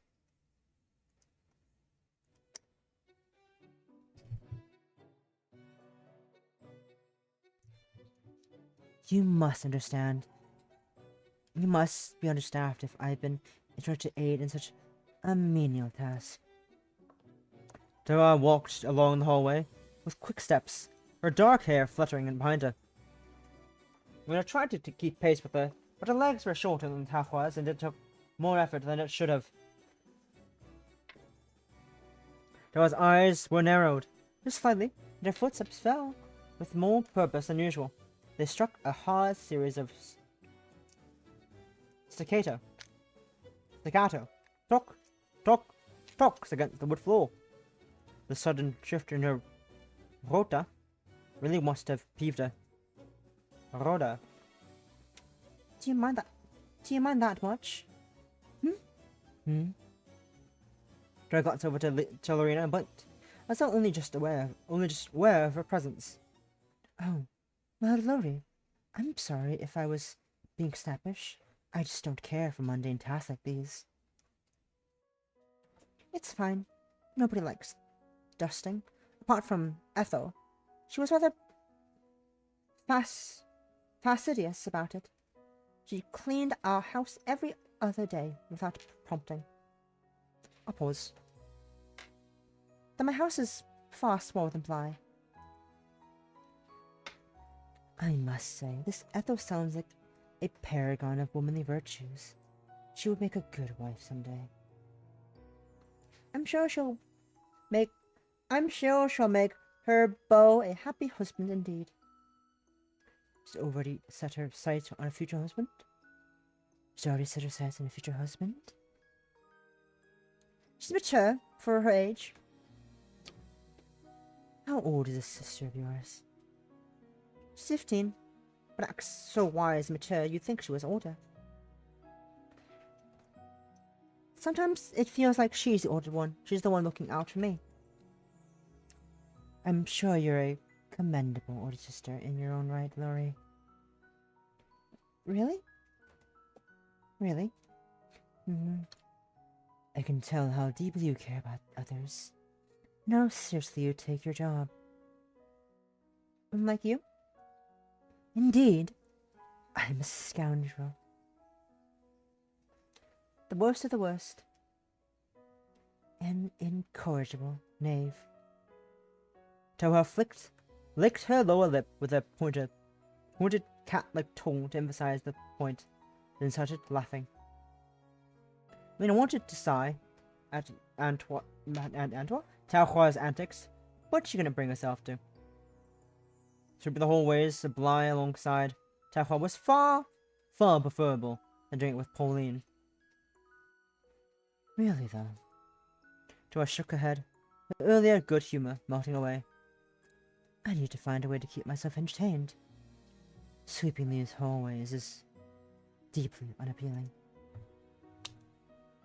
I know, but you are made. Sweet comes with the territory.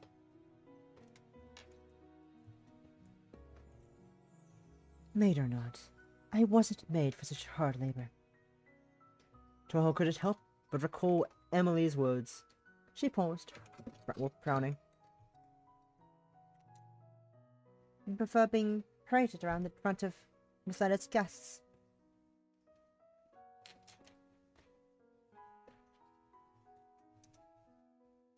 It's a good deal less strenuous, that's for certain. What? No, let's not talk about such things.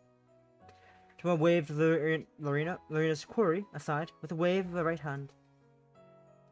It really is such a shame. The sickness is going around. If it was only Ada who had fallen, the other maids might have been able to manage. But Pauline and Isabel too? Taohua tutted. I feel like I'm being cheated. Pauline's a crafty one. She'll try to wrangle a day off if she got an eyelash stuck in her eye. So you say, what I've seen you hold away in the garden, stroking Figaro, when you should be working. Shh. Taohua pressed a finger against her lips. She winked. That's our little secret. I'm not going to tell anyone. I wasn't going to tell anyone. Good. Oh, ow. Gay indeed. Or I would have to punish you. Taohua took hold of Lorina's ponytail and gave it a tug. As was her wont, Lorina pushed her away, but that didn't stop Taohua from smiling. A smile that soon abated upon seeing a small, diminutive figure approaching them from the other side of the end of the hall. Constance? Lady Constance came to a halt before the two maids. Her hands pressed firmly on her hips. On her lips, there was a thin, cruel smile. All Lady Constance's smiles were cruel. They perhaps the small and secretive one she had unwittingly shared with Lorina while playing the piano. But that Lady Constance was long gone by now. Oh my! Not to see you two here. What a stroke of good luck. Good luck? Taohua raised an eyebrow. Were you perchance looking for us? Why, yes, indeed I was. I'm very flattered. I can't imagine why an esteemed lady such as yourself would worry so over a pair of maids. Normally I wouldn't. Today's a special occasion. Well, lucky us. Lucky you indeed. Lady Constance's smile widened. Taohua remained cool and calm, her eyes fixated upon Lady Constance's countenance. But Lorina quailed. Subconsciously, she found herself seeking refuge behind Taohua's back. She wasn't sure what it was, but Lady Constance looked more sadistic today than usual. Was she crowing over her newfound freedom, now that she had no governess to reign over her. Maybe she was embarrassed, Lorina had seen her such an unusually morose state of a few days prior. Worried, perhaps, that Lorina's impression of her had started to soften. Was Lady Constance trying to erase any trace of the wistful, lonely little girl who had been playing Liz's love dream? I like to clean an old bedroom out for me. It hasn't been used in years. My apologies, but we have orders from Miss Smith to clean the hallways. And who has more seniority in this household, me or that old Bitty? Miss Smith's orders are absolute, I'm afraid. We're low on manpower, and Laurie and I have a large list of jobs to do already. Marie's, is it? Lorina didn't like Miss Constance's tone. It was all right when Ada used this nickname, embarrassing though it was, but when it came from Lady Constance's lips, that was an entirely different matter.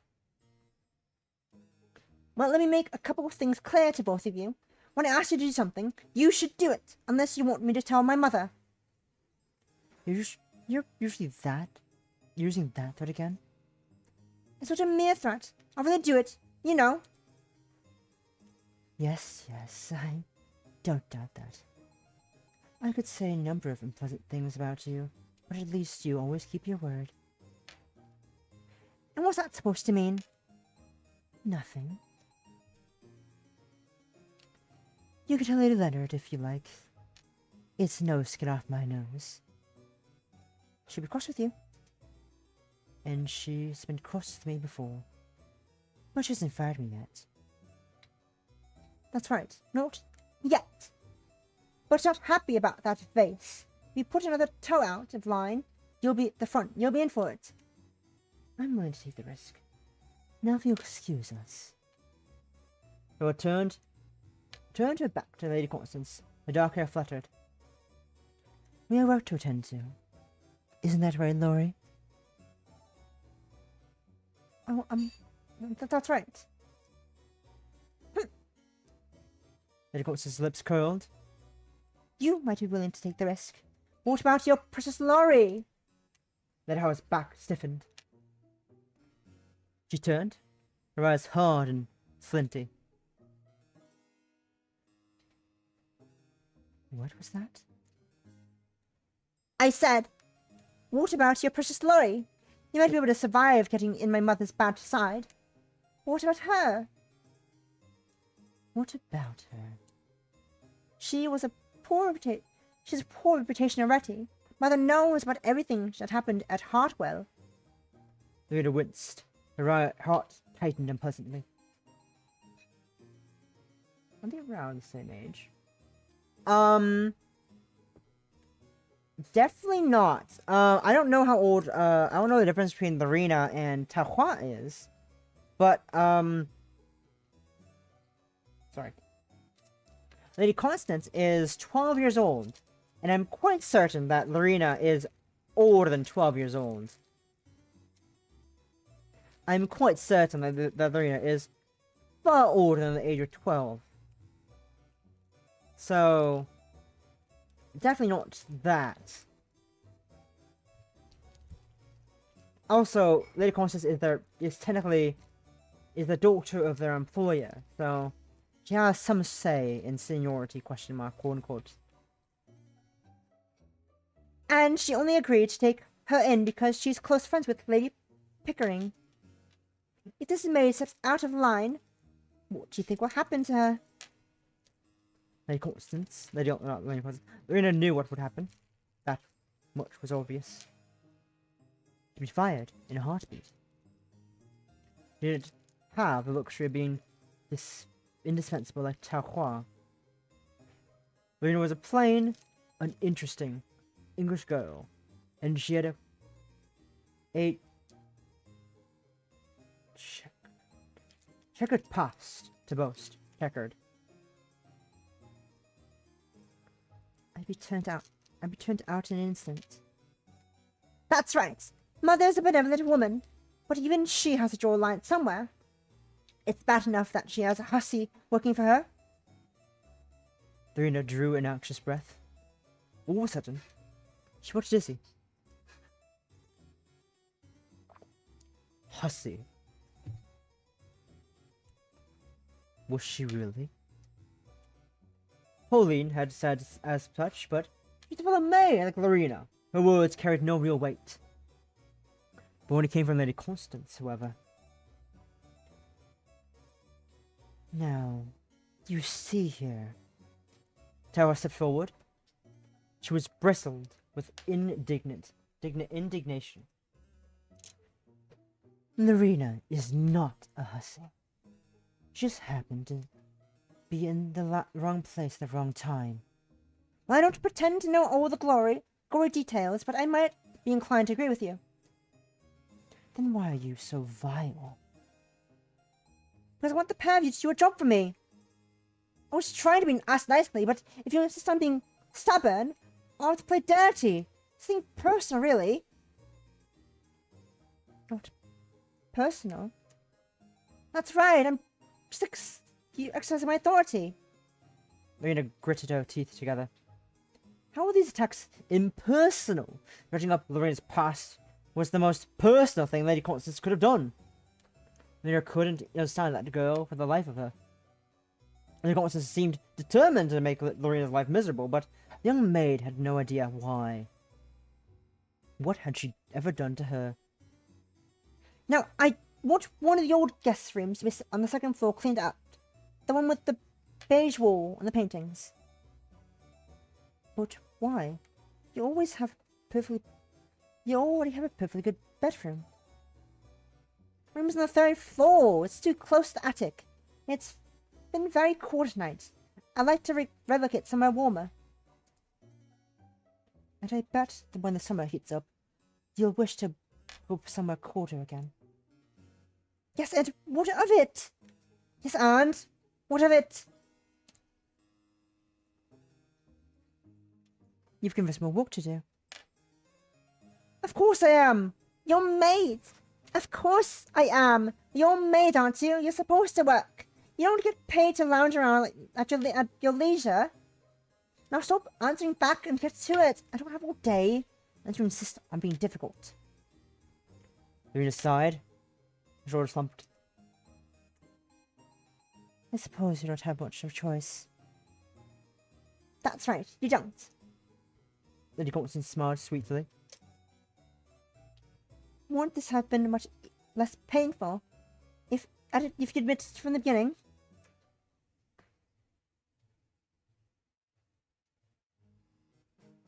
Taohua, Lorina, and Lorina continued their march down Lila's hallways. Neither spoke, but it was evident Taohua was in a foul mood. One only had to look at her back to gauge that much. That conniving brat.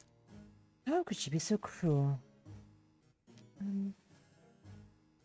Lorina hastened to match Taohua's pace. This was flushed from exertion. I don't mind. Really? Her turned to glare at Lorina, her eyebrows arched in disdain. Are you quite sure you don't mind, Lorina? Well, you don't mind being treated like dirt? You don't mind being stepped on? You don't mind being abused? If you're being honest, and you truly don't mind, I must have misjudged you. If you enjoy wallowing in misery, perhaps I never should have intervened in your behalf to begin with. Should I then have let you suffer in silence, if you don't mind that? Maybe you silly English maids see it as a badge of honor. Who am I to get in your way of your proud and noble misery? After all, I'm not English. I don't understand how you think.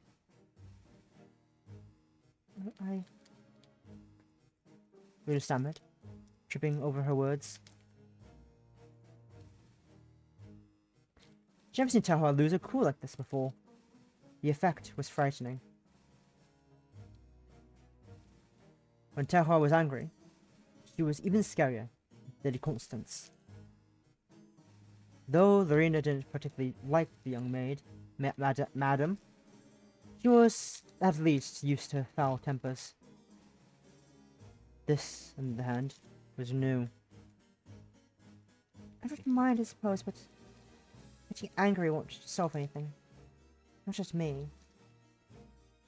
Her expression contorted, her eyebrows furrowed, her fingers trembled. For a few moments, Lorina feared she'd made this situation worse.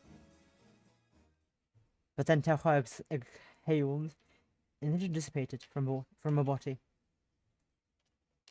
You're right, my little Lori. I'm sorry. It's fine. I'm angry too, but being angry never helps. You're quite right, of course. I know. Taohua ran a hand through her hair. She looked distracted. But still, it's rare that Constance is able to put one over me. I'm sorry. It's because you're looking out for me. A little bit of lower lip.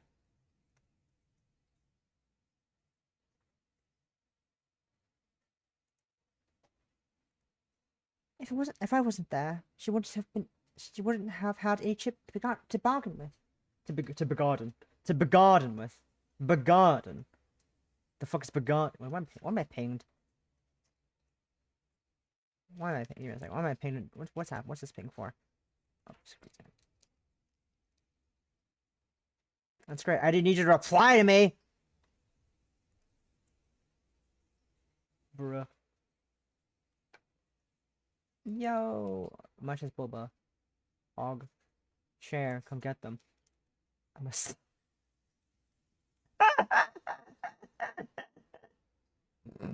I'm sorry.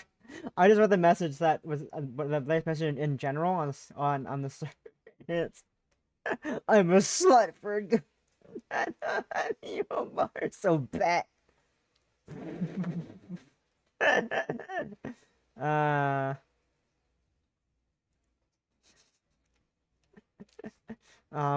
We love her.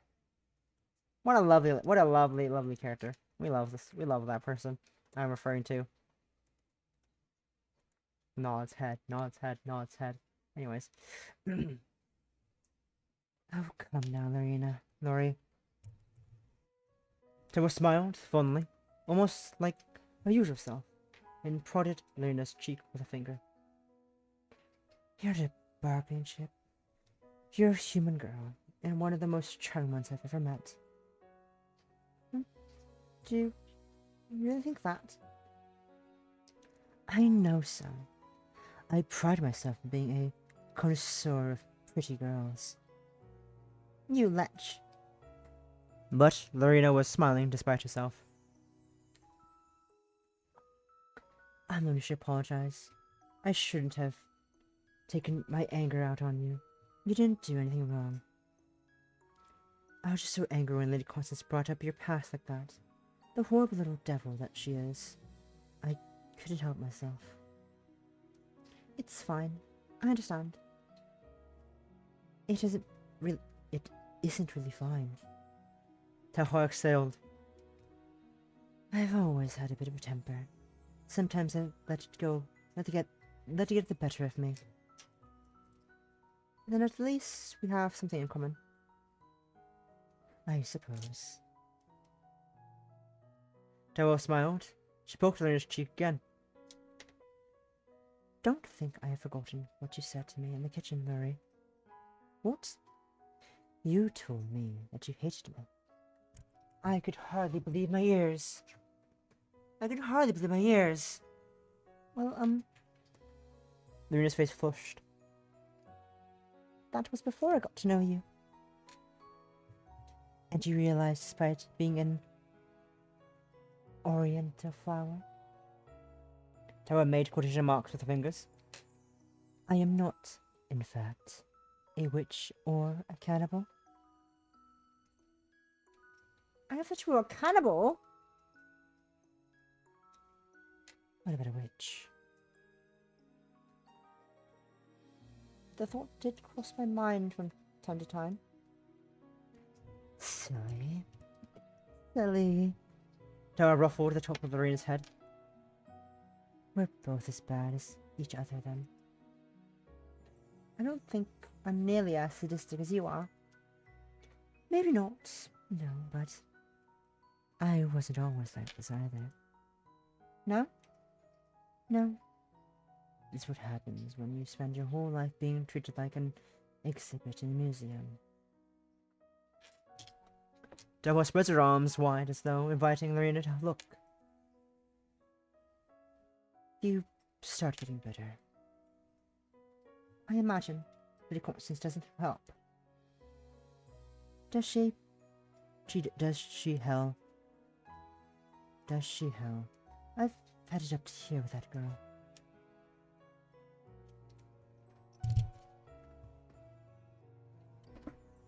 Taohua raised one hand over her head, and Lorina giggled. So too did Taohua. The two women stood in the hallway together, laughing until Taohua finally came to her senses. She sighed. Sadly, we have no time to waste. Miss Smith gave us a lot of tasks to do already. Putting out that old bedroom will take a few hours at least. I don't believe anybody has used that room for a good 3 years. It's a pain, but it'll get done faster if we work together. You are a little soldier. There's no sense in complaining about work. We're told we had to do it, so we have to. That is an admirable trait of yours, Lori. But I do worry. You shouldn't let others exploit you so. If I don't let them exploit me, I'll get fired. I don't have an unlimited supply of chances to use up, unlike you. Maybe I'm being unfair then. I'm not saying this is to get at you, you know. I might come across as being harsh, but I only say these things because I worry. Like a parent? Not quite like a parent, no. My feelings are, for you, aren't nearly so chaste.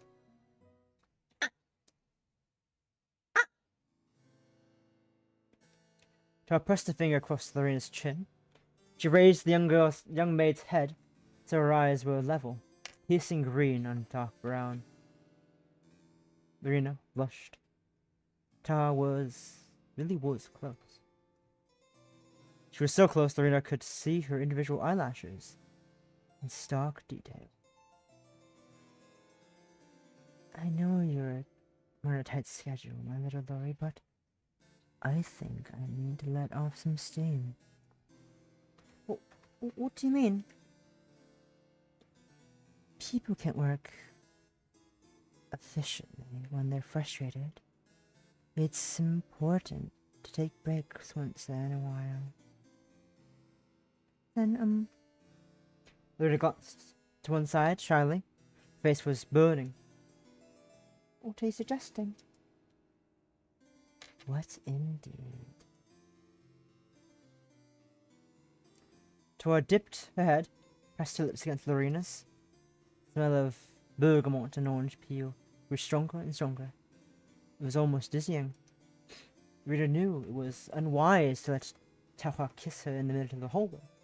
Though most of the maids were sick, Lady Constance could still have been sulking around. But at that moment, Lorina didn't care. She couldn't bring herself to. Instead, she stood up on her tiptoes and pressed her lips more firmly against Taohua's. The two kissed for a while, sharing their saliva before Taohua drew back. Her eyes were dark and half-lidded. I think we need a bit more privacy. What for? Taohua pressed her index finger against Lori's lips. They were slightly swollen from kissing and shone like the old maid's saliva, with the old maid's saliva. But that, my little Lori, is a secret.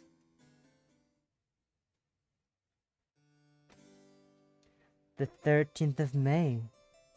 Friday.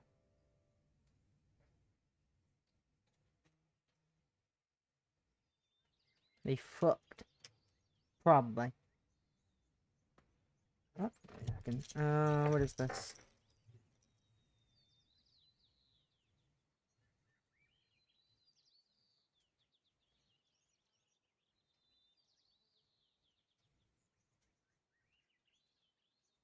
In a second. I'm gonna have a login again. I've got my login. Remember my login details? With Google? No. Wait a second.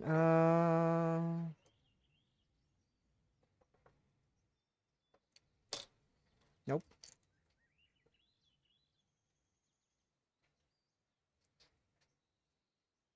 Nope. Okay, be careful not to use this too many times. What is this one? Let me check. No, okay. One more try before I get locked out, I think, so let's be careful.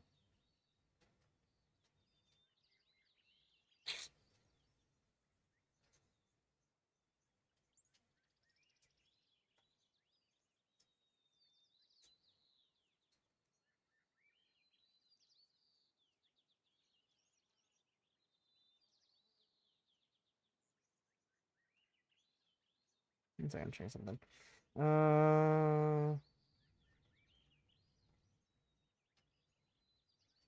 Okay, fuck, I forgot my password.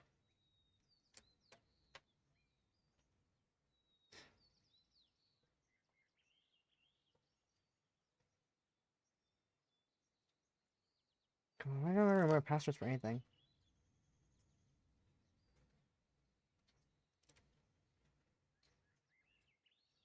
Fucking hell. I never remember my password for this thing, ever.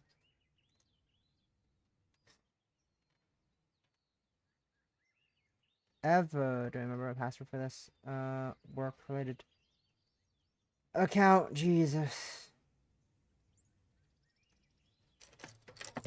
I am a fucking idiot. I never remember my passwords for anything. To proceed, I don't care. Trust this, I trust this link.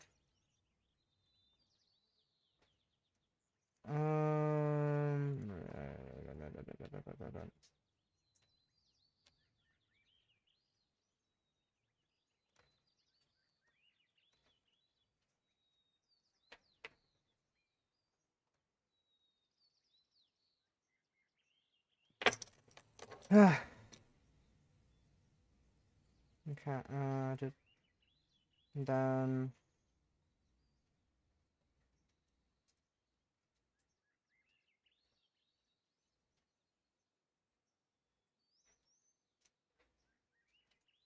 There we go. Is it important? Probably not. It didn't fucking matter. It wasn't important because I could already see it from the fucking email. Love that. Great job, me. Anyways. Was there any? I was gonna go. I was gonna go turn on the porch light because it's dark outside, so I'll be back in a hot second. And turn the porch light on and such.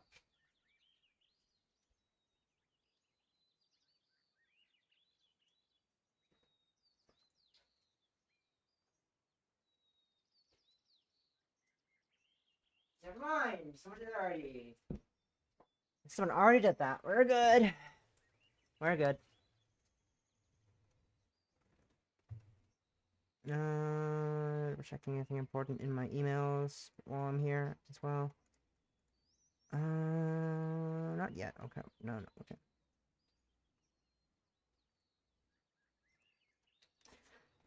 The days passed and the maids of Bly were still suffering from mysterious malaise. They weren't the only ones either. Several of the valets had fallen ill with a mysterious fever, and even the indomitable Miss Smythe had taken her bed with a fierce headache, and refused to shift. In Miss Smith's moment of need, Elise Wood's principal housekeeping guide had failed her. Now the only members of the serving class who were able to work were Lorina, Taohua, and Effie. As such, the majority of the jobs were piled onto those three maids, like a particularly fierce snowdrift. Fuck. Come Friday morning, both Lorina and Effie could be found in the drawing room. Lorina was sweeping the floor while Effie was polishing the large wooden globe that stood in the corner of the room. The globe hadn't been used since Miss Ingrid left, and it accumulated a good deal of dust. When Effie drew the dampened cloth across the wooden surface, and a dense, grey cloud swirled across the air.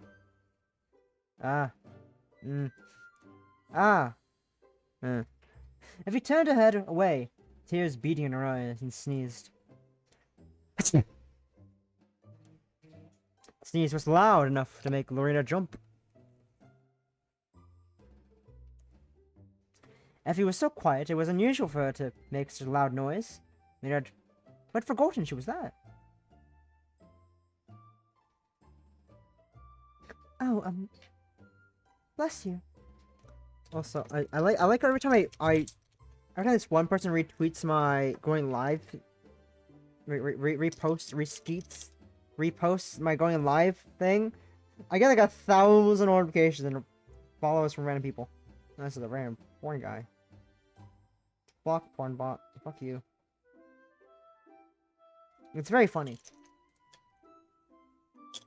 Look at it, 7 likes. My going live stream is doing numbers. My going live stream is doing numbers. 7 whole likes.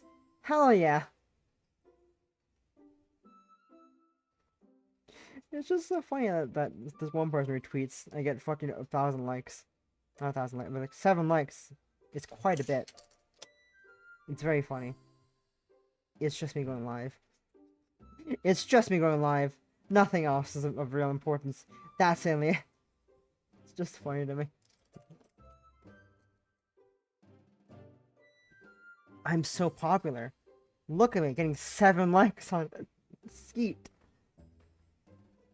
Oh, bless you. She sniffed and nodded her head in silence. Thanks.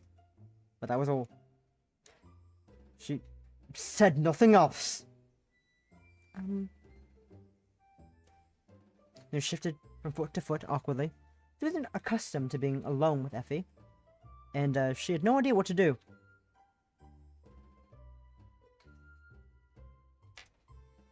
What to say? This might have been easier if she was Lizelotti. Everybody liked Lizelotti, Effie included. The two of them were rather close.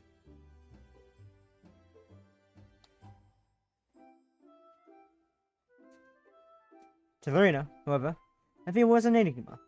She didn't know if they had anything in common. They sure do. Winking with this thing is difficult. Because I don't know what it registers as a valid wink.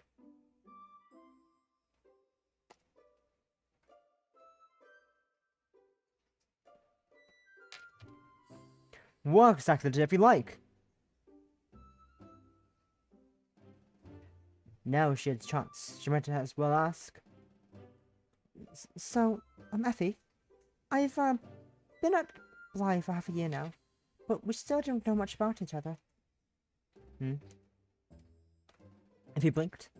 She tilted her head to one side.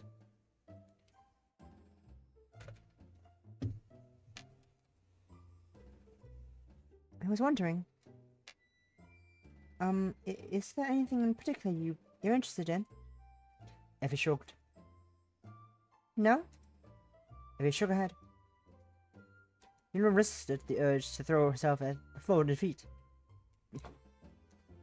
Then, do you have any hobbies or interests? Effie shook her head again. What about your family? What's your family like? Another shake of the head. You mean you don't have a family? A shrug. You have a family or you don't? You can't shrug. Unless she was an orphan. That was always possible. It wasn't uncommon for women to have children, realize they were too poor to provide them, and send them off to an orphanage. If that really was the case, there's no wonder if he had said so very little. She must have been raised from youth to keep her mouth closed. Lorina had heard stories about orphanages. Apparently, the children had to wear rags and were fed gruel. If they must, so much as ask for more, Please, sir, can I have some more? maybe there was something in from a Charles Dickens story. Please, sir, can I have some more? I predicted the text already. Lol. Either way, Lorina now quite felt guilty for asking. I'm sorry, it wasn't. I was being insensitive. If I was being insensitive, I know there are some things you can't be spoken about. There's a small pause, then. Like you and Taohua. We started. Lorina stared. Her eyes were as round as ostrich eggs. Oh, what do you mean? If he smiled, such proud of herself, Lorina couldn't fathom why. Neither did she want to. You and Taohua. What about us? You get on well. I don't know what you're talking about. It's alright. He pressed a finger against her lips. I'm gonna keep your secrets.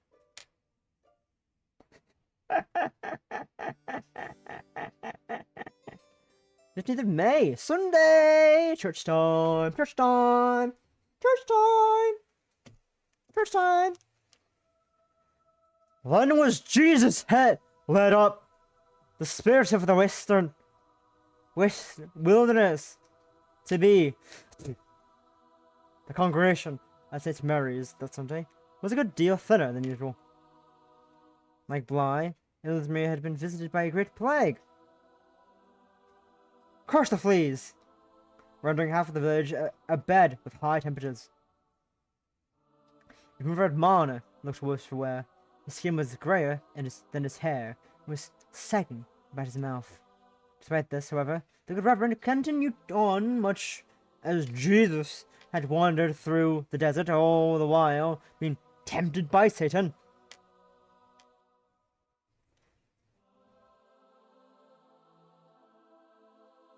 And when he had fasted 40 days and 40 nights, but though it was a valiant effort, it wasn't quite enough.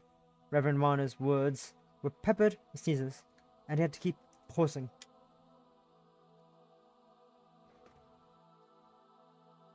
Lorina, who had been taught to say, "Bless you," after every sneeze, tried to resist the urge. She was sure Reverend Marner wouldn't have appreciated it. In any case, it wasn't bad to talk during church.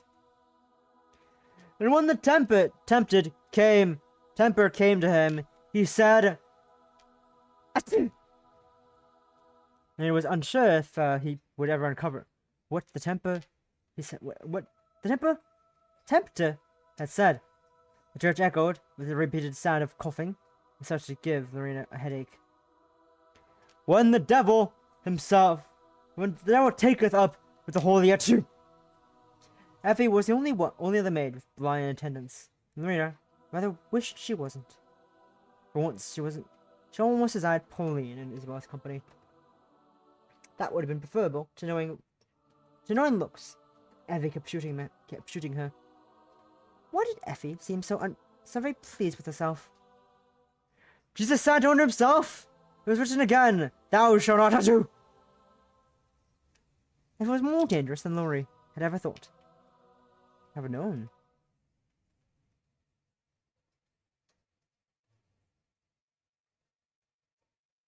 Following the church service, Lorina happened to come across Taohua in the village square. "It's time to pick up your violin." Oh, my little Laurie. Can we have her from church? That's right, Lorina stood at Effie. Fellow maid seemed to be trying with limited success, to repress peals of laughter. What did she find so very funny? I hear about your violin. Indeed. Emily said it was nearly ready, didn't she? Oh, yes. That's right. After all the excitement that had occurred that week, Lorina had quite forgotten. Taohua pondered. Something pressed against her lower lip. As the indomitable Miss Smith was falling ill, and even Miss Lester is looking rather peaky, there should be nobody at Bly who will scold you if you're an hour or two late in returning. What do you think? Taohua's eyes shimmered mischievously.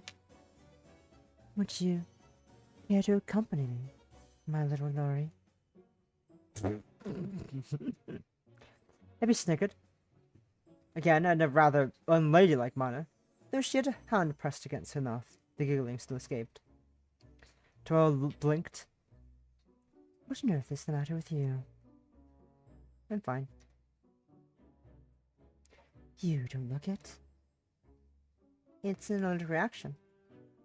To what? The sun. How can one be allergic to the sun? A vampire.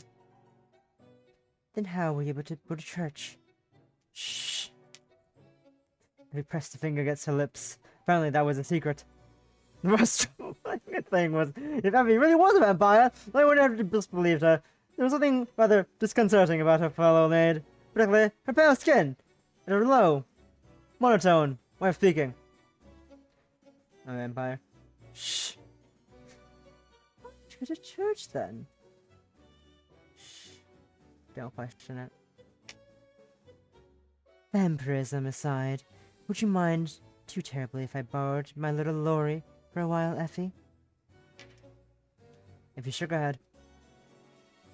You won't be going to... You weren't going to try and drink her blood? I drink blood of virgins. Excuse me? Then it's all settled. Let's go, my little Lori. Yes, I'm sorry, Effie? Don't apologize. Effie gave Lorina a less than covert wink. Lorina could only sigh. For a girl who rarely spoke, Effie could be awfully tiring.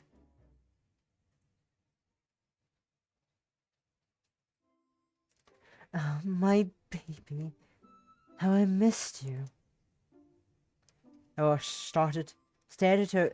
You've? Violin? You feel with wide eyes. She was so overjoyed. Her face sparkled.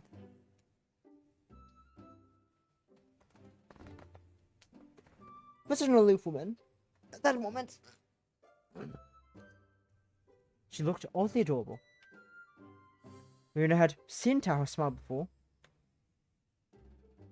But those smiles were more accurately classed as smirks.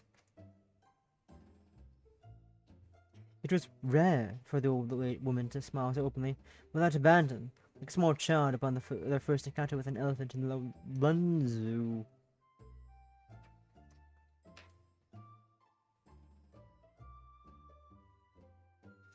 Emily, meanwhile, looked deeply unimpressed.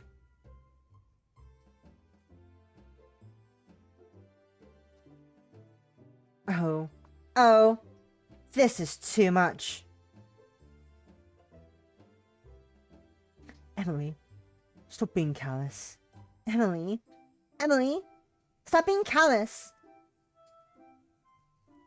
Well, I apologize, but this is rather ridiculous. If I wanted to watch such an unabashed display of melodrama, I'd go to the West End.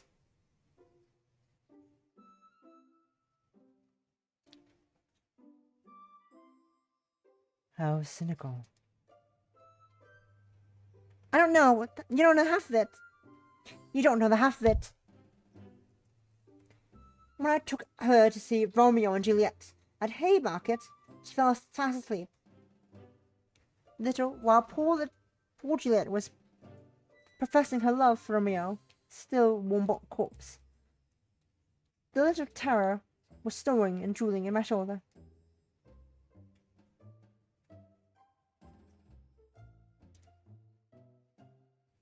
I do not drool.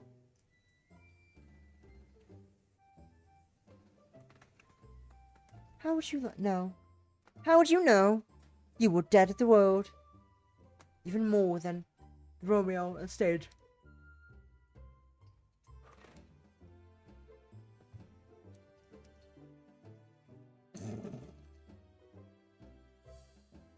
Emily grit her teeth together, her face flushed scarlet. The rest of her cheeks clashed horribly with the pink of her clothes, and sorry sight was almost enough to make Lorina laugh.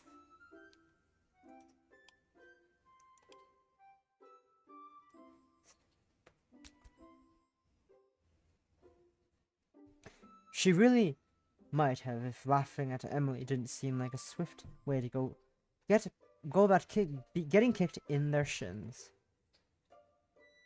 Bust your kneecaps. Ooh, up-dee-doo, up-dee-dee. Bust your kneecaps. I need you your back. I said it already. Lol. Yeah, just time, you're back.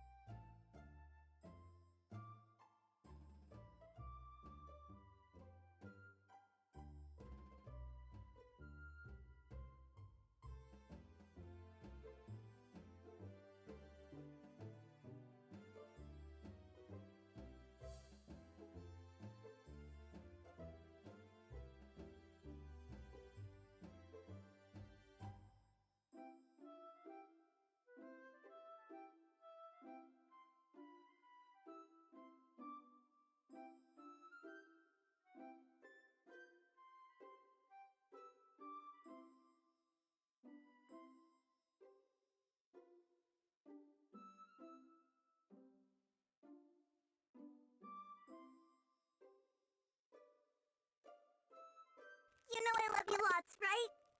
Of course I do! Love you lots too!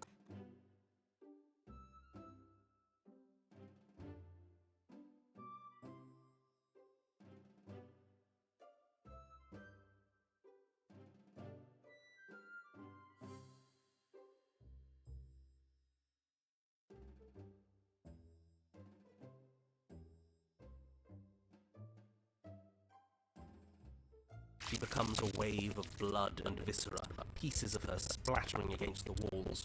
All that remains in the center of the room is a skeleton of blades. Yes! Behold, the perfect woman. I see. I see. I see. I see. I see.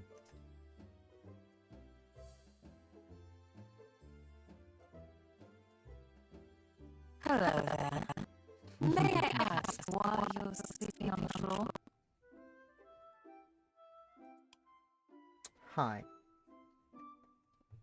Anyways.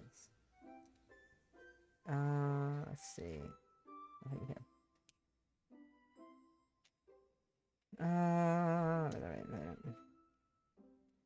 What's a funny little, what a funny little girl.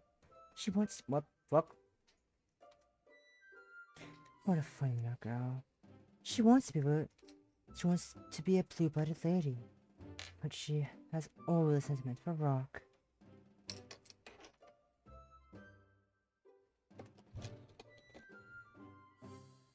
A sedimentary rock? A sedimentary rock? Not even that. A piece of flint, I was thinking. I am not a little girl. I'm 16 years of age. That's plenty. Many girls are married younger. That's true. But I don't think it's a particularly wise practice. You might be old enough to sign your life away, but that doesn't make you any more of an adult in my eyes. She's also rather delicate. I always tell her to eat more greens, but she won't listen. All she cares about are cakes and sweet pastries.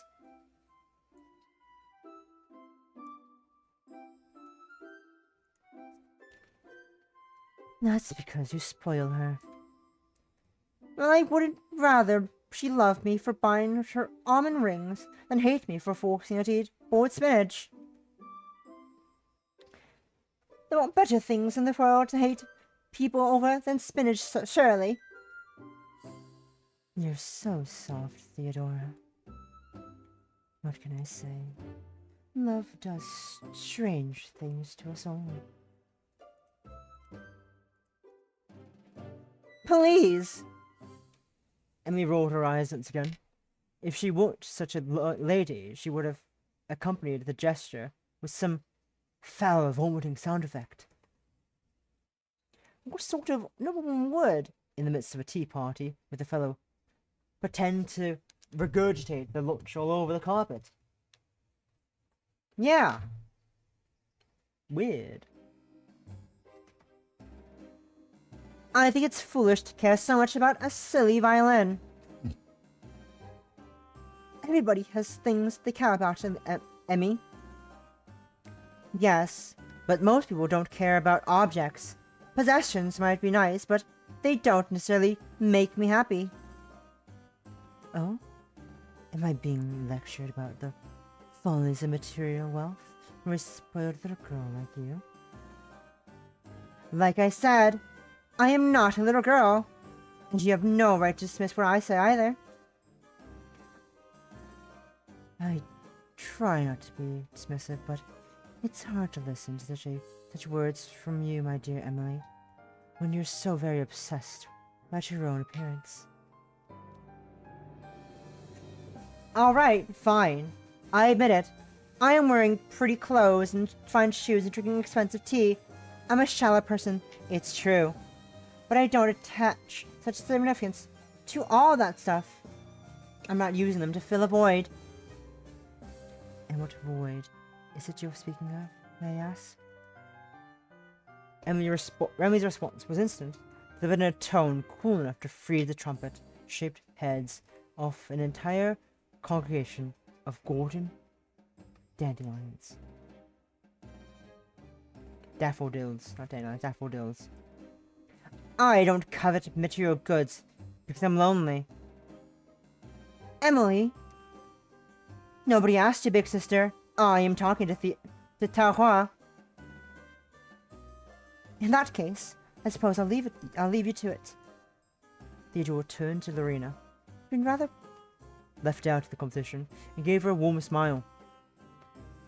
Would you like another spot of tea? While Theodora chatted amiably with Lorina, the bitter competition between Taohua and Emily continued. Lorina was grateful for Theodora's kindness, but she couldn't focus on what she was saying, or on the taste of tea Theodora was pouring for her.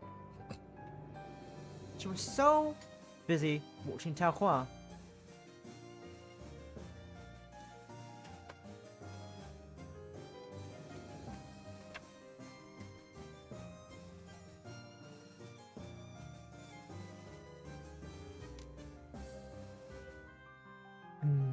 that's what you think.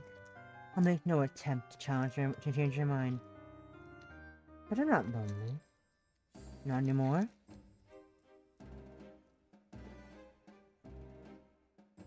No?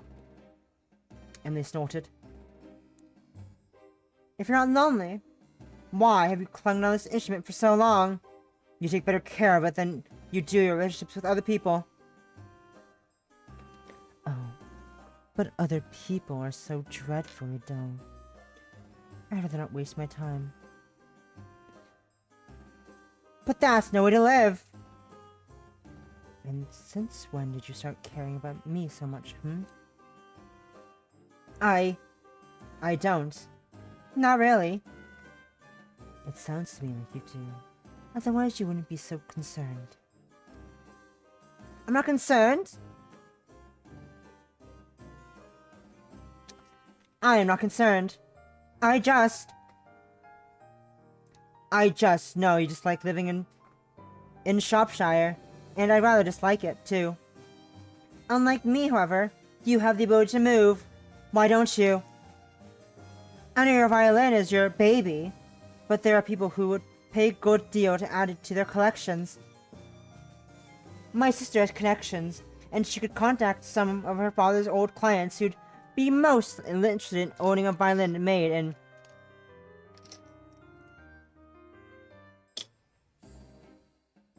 Cremona.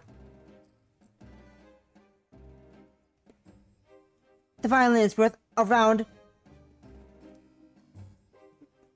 £600, but who knows? It could fetch for a higher price. You could do an awful lot with all that money. You could move, you know. Find new life. A better life. There has to be a life better than this out there somewhere. There has to be. Oh, Emmy, do you really hate it here so much? I've already told you, I despise it. You silly goose, I'm not saying here solely that I'm not saying it so you can make me miserable. You do know that, don't you? I know.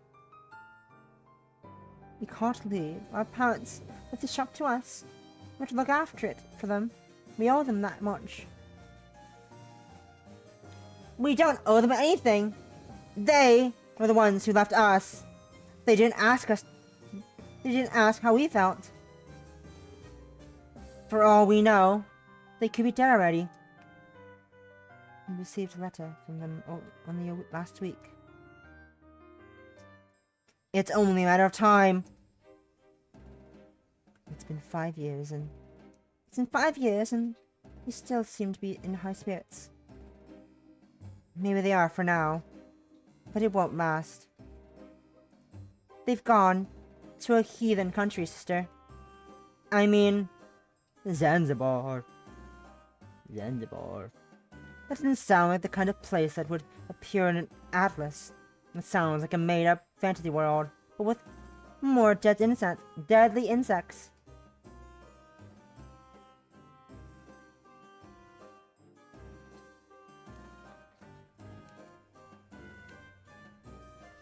Be that as it may, they appear to be enjoying themselves. It's good to give them time. But... And Mr. Ford? I've waited enough. And I'm tired of waiting. I'm tired of stagnation. I'm tired. And I don't understand. I simply can't stand to see somebody could leave here if she wanted, refusing to do so out of, I don't know, really. Complacency. Laziness. Fear of the unknown. The words you're searching for, Emily, are nostalgic sentiment. That sounds like an excuse to me. Well, perhaps. You see? You are making excuses. You could leave, but you refuse to. Why? Because I hate to miss out on your excellent company. Don't say that. I know you don't even like me. You've never liked me. That's quite a harsh accusation to level at a girl, Emily. When have I ever disliked you? Can you recall the time? I certainly can't. No, you! You don't say. You don't say it. But what all upper-class ladies do. They never say what they think. They just make inferences and snide remarks and look down on you. You've always been looking down on me. I'm flattered that you think of me as your class lady, despite my position as a maid. Of course, upper class lady. Otherwise you wouldn't have this violin. Paupers can't afford such things. I could have been called that once, but... Despite your impassioned pleading, I can't sell it and leave. I simply can't. Because of the sentimental value? Making a critical error in judgment, Emmy. For all the years you've known me, I fear you don't really understand me. And you failed to account for one crucial thing. Oh? And what's that? Just because you're lonely, with your parents overseas and your old sister, the only friendly face you know, that doesn't mean I am. I'm perfectly content with my life, you see.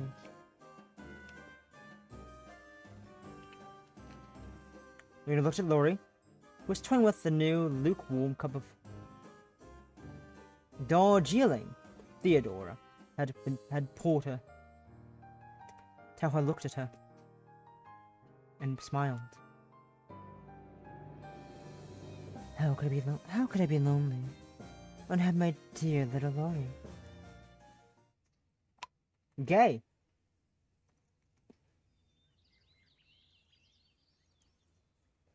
Gay. The two women walked back through the countryside. Ears of corn brushed their legs. The corn rustled with every footfall, compacting and compressing beneath the soles of their shoes. The sky overhead was a pure, peerless blue, festooned with light blue clouds. The best shone, making the corn glow golden. It was almost like the entire countryside and bathed in a golden glow, but Lorina wasn't in the mood for sentiment. There were too many questions she wanted to ask. Too many questions left unanswered.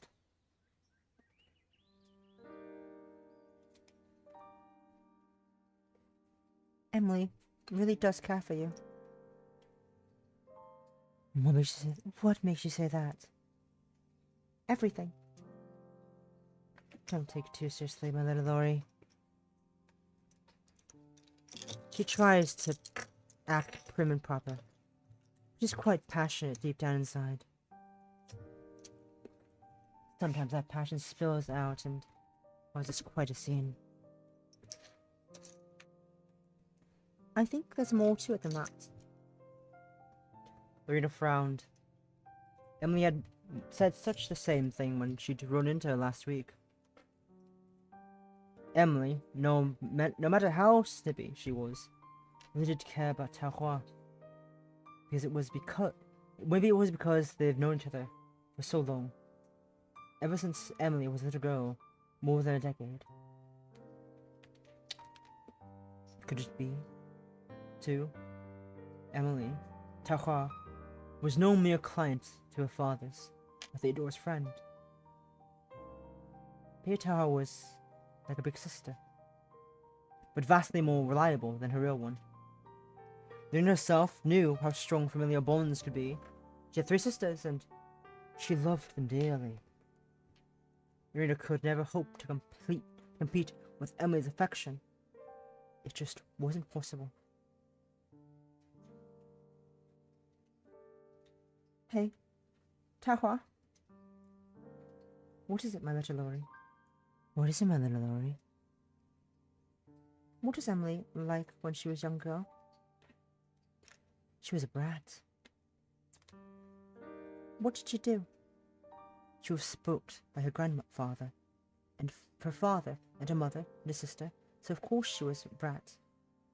She always wanted to be the best of everything, even back then, and wore the most ridiculous, ostentatious outfits.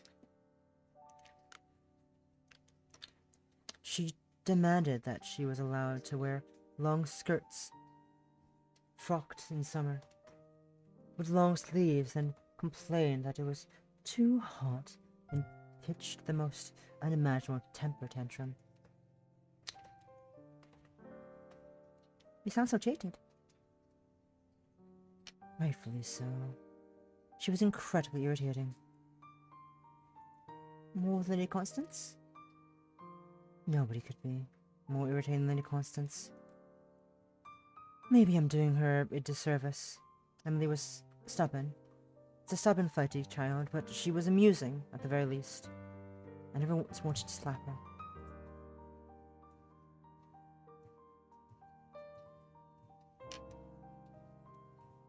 Unlike Lady Constance? I don't want to know what I... You don't want to know what I would do to her, provided I could get away with it. You might be right. I don't want to know. Not when you pull a face like that. Oh. Am I scaring you, my little Lori? A little. That's not necessarily a bad thing. A mistress needs to instill fear in the hearts of her pets from time to time. Still. Taohua glanced at the sky fitfully. Though she'd been reunited with her beloved violin, her expression was oddly uneasy. I'm sorry. I got mad at you a few days ago, Lori. Really, I am. Oh, you're still thinking about that?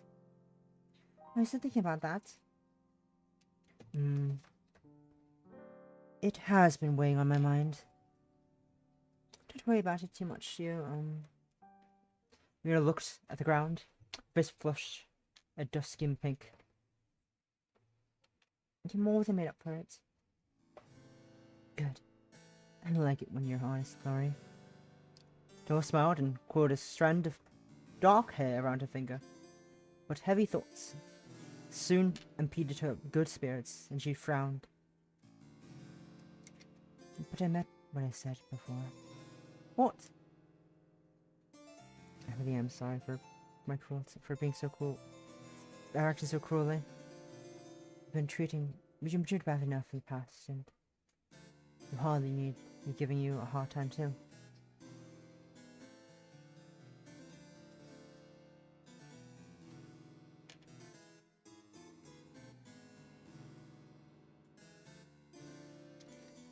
It's time. It's fine. I'm used to it. And you shouldn't be. I don't want you to be. I know I can't. I could be difficult. I could be a different woman. Emily told me much. She's right. She's right, but...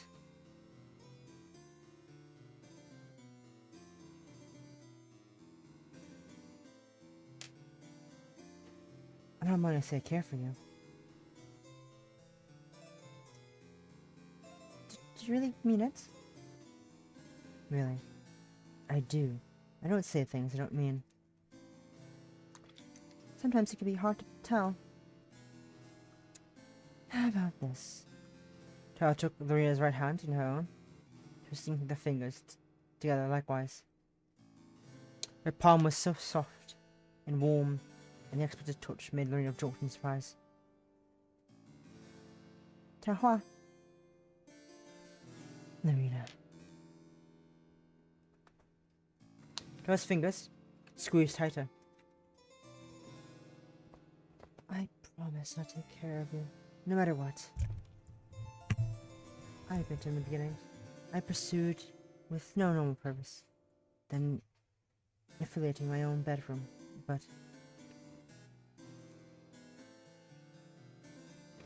over time. Nothing's changed.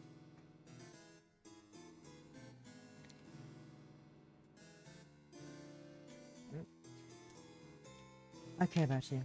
You're important to the end.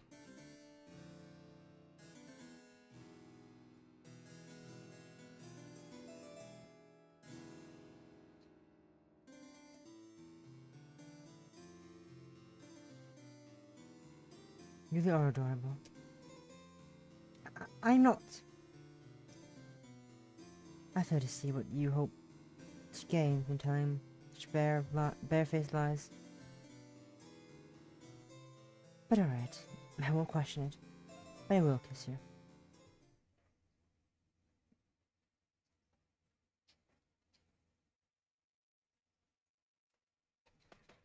And to do it, Taohua pressed a gentle kiss against Lorina's mouth.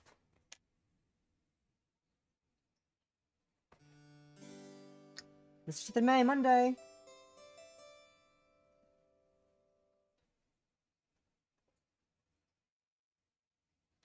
Give me a second.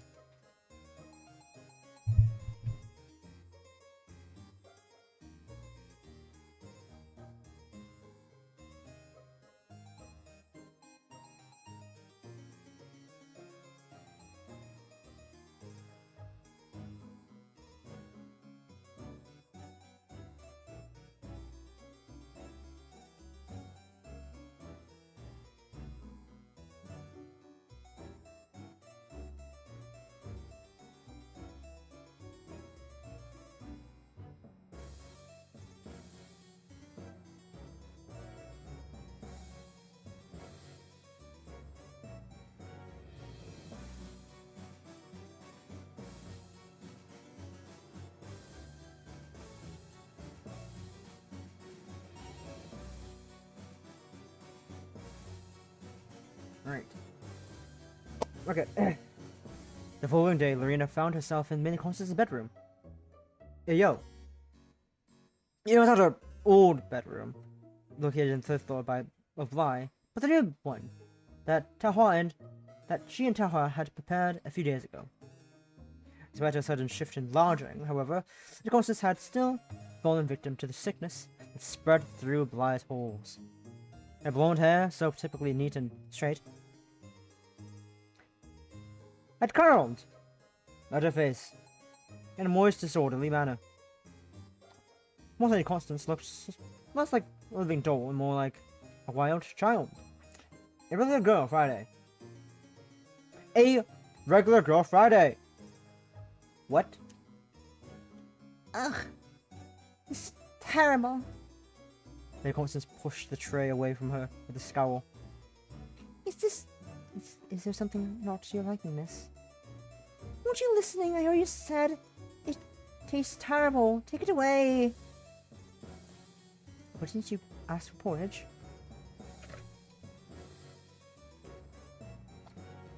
Yes, I did. I asked for porridge, not this mush. The porridge looked pretty perfect, edible to Lorina. It smelled perfectly edible too. The aroma was mixed with oats and warm milk. It was mouth-watering. You shouldn't turn your nose up at it. You haven't even tried it yet. Are you trying to tell me what to do? I'm not telling you what to do. I'm not telling you to do anything. I'm suggesting. Well, don't! If I wanted suggestions from a lowly maid, I'd ask. Not that I ever wanted. I may be sick, but I'm not insane. I'd be sick, but I'm not insane. The cook worked hard on that, you know. As she should. I'm not going to praise her for doing her job, but I'm not going to forgive you for not doing yours. Lady Constance. No buts! You're not getting paid to talk back to me. Now take this slop away and bring me something else. What do you want? Something sweeter! The cook did add some sugar. Not enough! Did you even try it yet?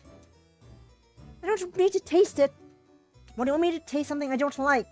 Did you slip some hemlock there while the cook's back was turned? What? No.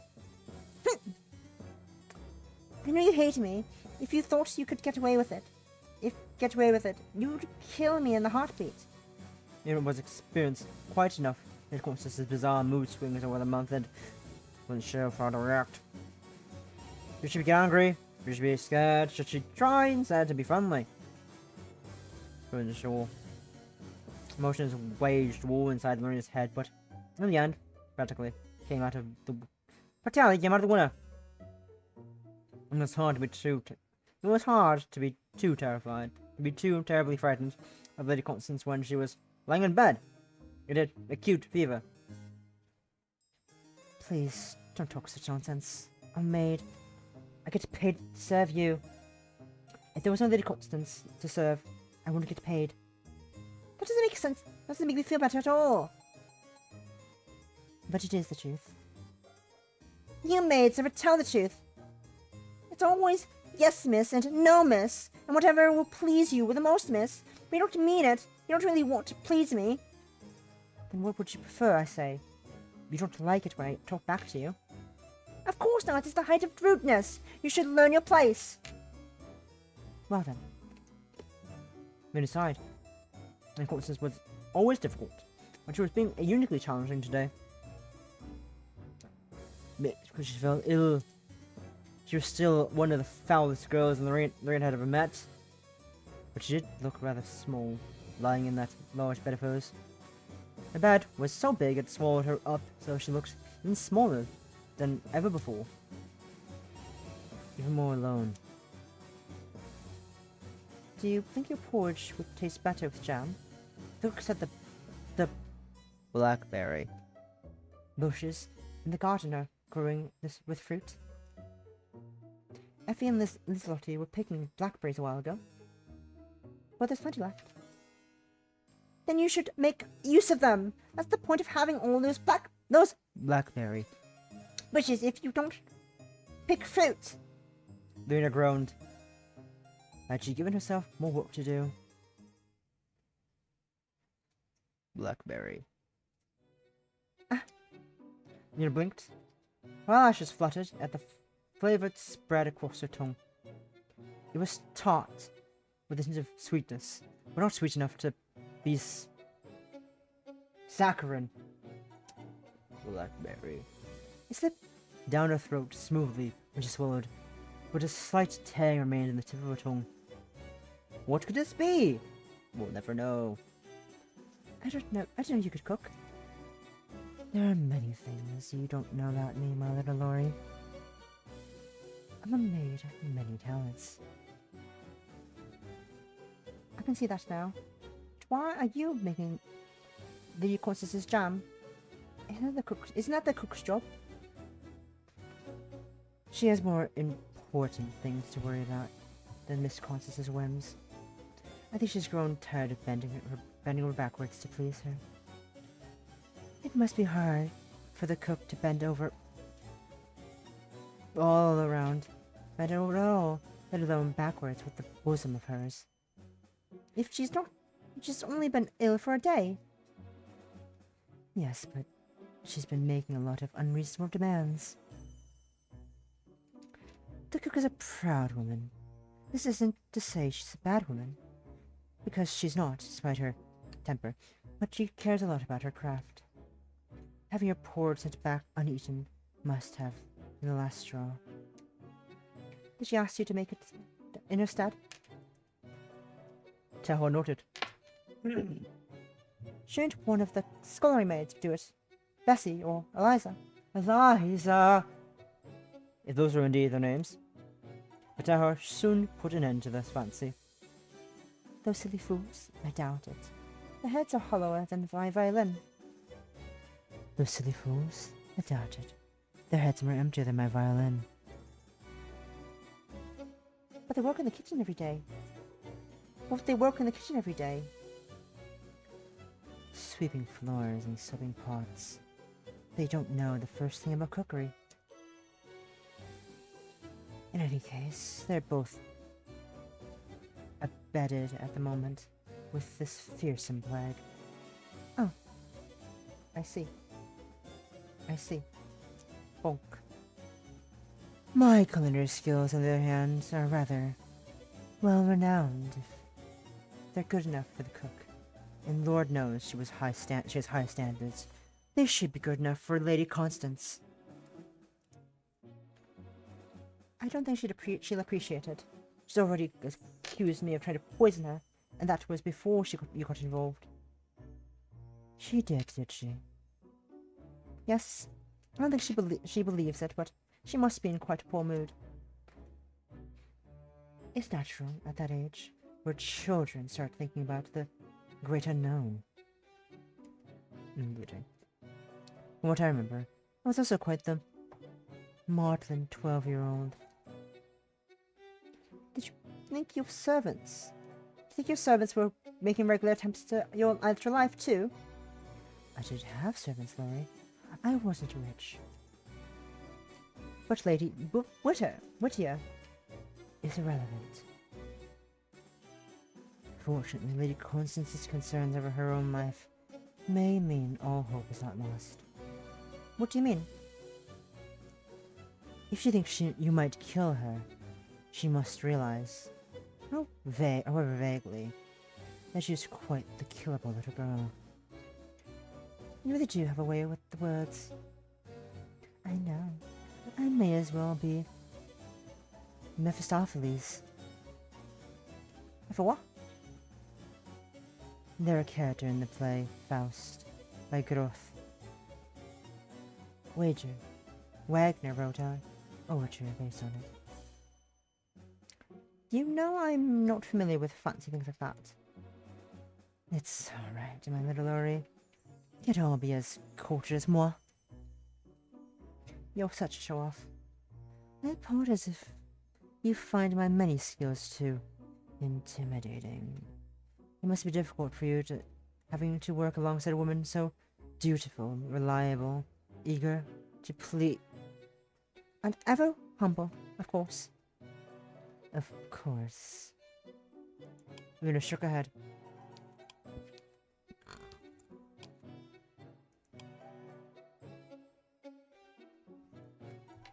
Ridiculous. I don't see what's ridiculous about it. I am dutiful and reliable, and eager to please, as you should know only too well. Forgive me for my cynicism. Then, do you want to remind it? What do you mean? What do you mean? What do you think I mean? Taohua grinned mischievously, letting the tip of her tongue run along her lower lip. Don't be so disgusting.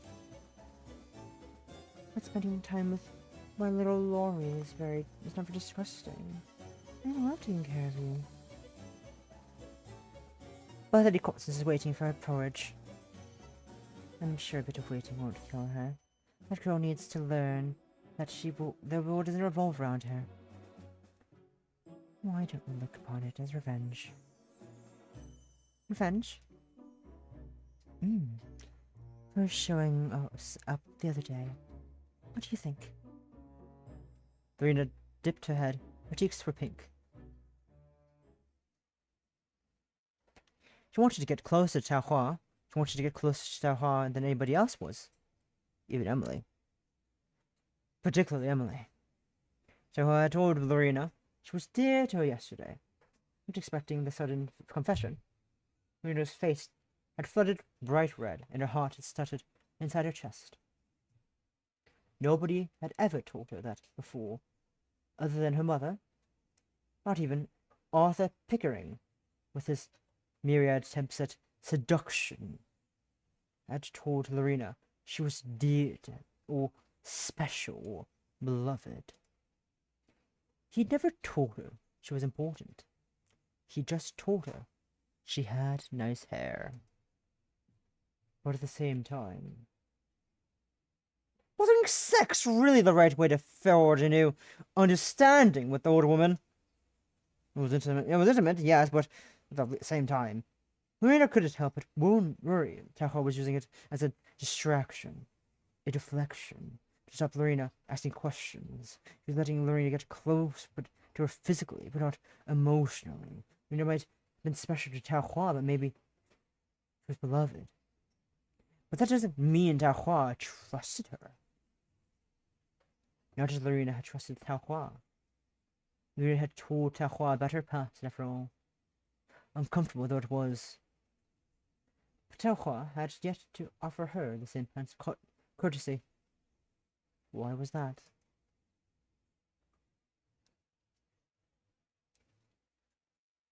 Lori. Taohua gave Lorina a curious look. You're away with the fairies again. Fairies? Oh, I'm sorry. Lorina shook her head, Bointa bounced. My mind was wandering, I guess. I could see that for myself. Go ahead, you possum. I think I know what you mean. What? Urged Taohua cautiously. Taohua responded in turn with a smile. Gee, something sweet. That should clear away your worries. Taohua dipped the silver spoon into the jar of blackberry jam. The lid already unscrewed and lying on the table, and preferred it to Lorina. Do you want to try? I already had some, thank you. But I'm sure it wasn't enough to fill you up. You're a growing girl. Don't talk to me like that. I'm not a turnip at a farmer's market. Of course you wouldn't. I wouldn't try to flirt so desperately with the turnip, even if it did happen to be unusually attractive. That kind of romance would be too much even for me. Oh, you. On her side, if she was pitted against Taohua, she wouldn't. She couldn't win.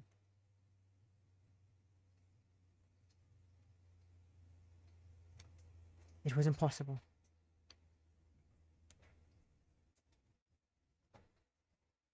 League, never mind. Just plain League. If you want to eat that jam, then feed it, feed it, feed. There we go. Then opened her mouth obediently. So I slid the spoon inside, the bone china clinking against Lorina's teeth, making a shiver run down her spine.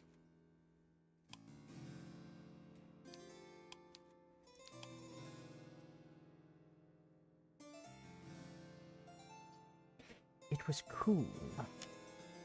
The jam, meanwhile, was just as delicious as it had been before. It was tart, with an undercurrent of sugary sweetness, not so strong as to be overpowering. It was just right. Like the story with the three bears. Is it good? Very good. Is that so? I might have to taste it myself. What do you... Toilet forward and claimed Lorina's lips with her own.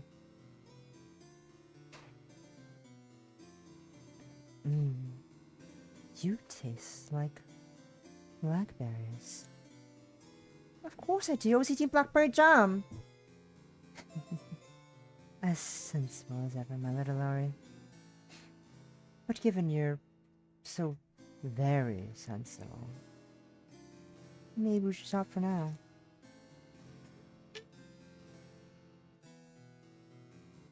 But you don't want to stop, do you? Whatever makes you think that? Because kissing me excites you, doesn't it? No, it doesn't. Not really. Lorina tried to protest, but her rebuttal was half-hearted at best. Email? Botchan.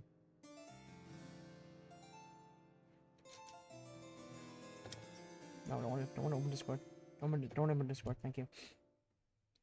It was irritating, but Taohua was right. The old woman did excite her. It made her want more. More. Much more. But that was being close physically enough. Sometimes it felt like it was, but what did it matter? As maids, the pair of them had busy schedules. It was rare to find a private moment like this, alone, where they could be together.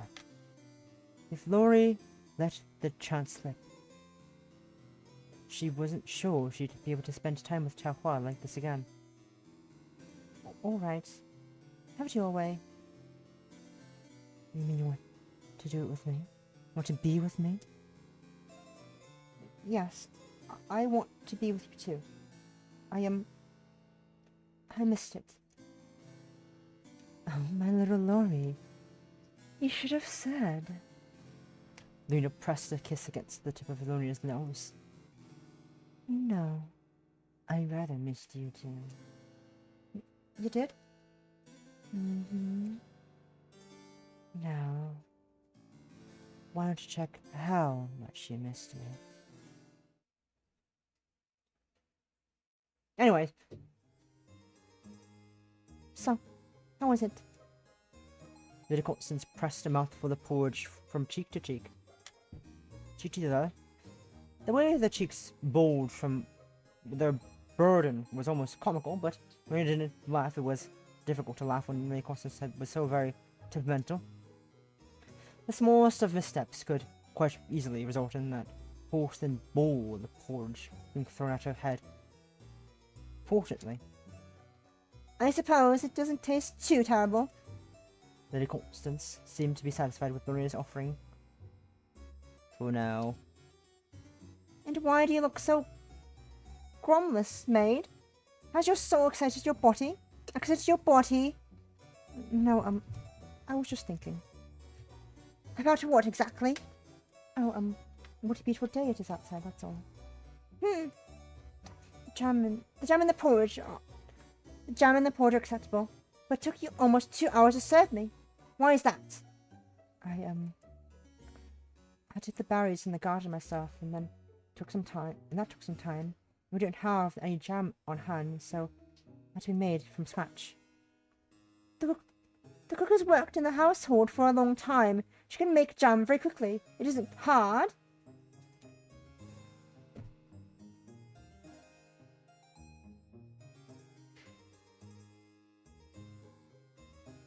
I know, right, Possum? What would you know about making jam? You never made anything in your privileged little life except caustic comments designed to upset people. That was what Lorina thought, but she didn't say that. She had more sense than that. The cook wasn't the one who made the jam, actually. She was otherwise engaged. Then who? Lorina knew telling Miss Lady Constance the truth was a bad idea, but suddenly she was seized by a burst of madness. Lady Constance had praised Taohua's jam. She had known who had made it, but she'd still praised it. Maybe if she knew Taohua was the one who behind it, she might have warmed towards the parlour maid a little. She could at least try, couldn't she? So Lorina inhaled, squared her shoulders, and said, Taohua. Taohua? Lady Constance pulled her face. She looked utterly disgusted. All of a sudden, I don't feel very well. You haven't been very well. You haven't been feeling well since this morning. Well, I feel even more unwell. I'm not hungry. I watched Taohua prepare the jam, you know. Didn't add anything strange to it. It won't kill you. I hope not, because it started to feel sicker. I'll tell Mama that she won't be impressed. If you start feeling sicker, maybe because you are sick. You haven't been eating properly out of sheer stubbornness. I haven't been eating properly because you're all incompetent. And how are we all incompetent exactly? First of all, the cook makes me porridge that's too cold, and then it's too hot, and now it's the third batch is completely inedible. Something inedible about it, it's fine. It's not fine! I hate that parlour maid, and I refuse to eat anything they just touched. Who knows what some kind of foreign disease she might have? She's been living in England longer than you have been alive. Why should I care? Doesn't make any difference to me. She's still a freak. Lady Constance, How dare you compare me to a woman like that? How dare you? It's bad enough that you fawn over her like she's the second coming of Christ, but now you're trying to convert me too. I don't have it. I won't. But shut up! Just shut up! Shut up! Shut up! Shut up! Little Constance picked up the bowl of porridge that was sitting on her tray and flung it against the wall.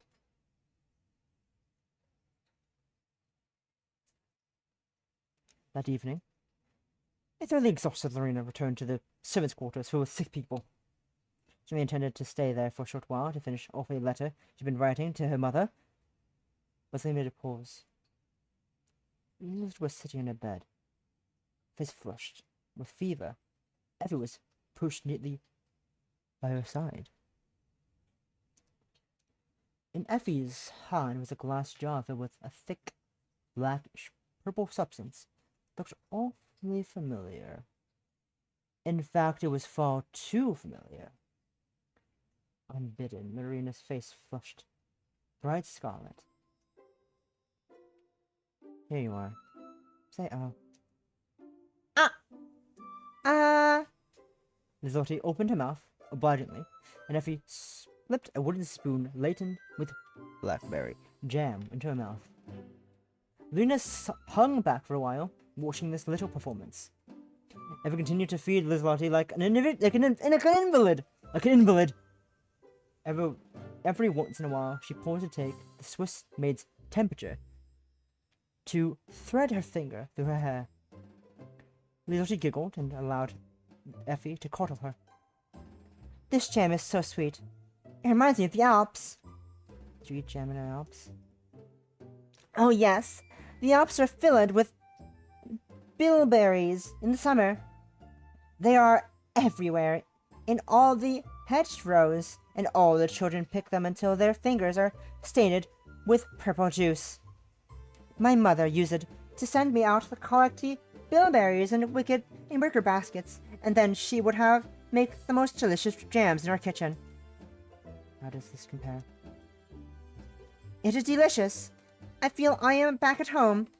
When I close my eyes, I can almost see it. Lizotti's pale, blown eyelashes pressed together like a thick curtain. I can see the butterflies fluttering in the breeze, in the clear blue skies, and the flowers, so many flowers, spread out like picnic blanket.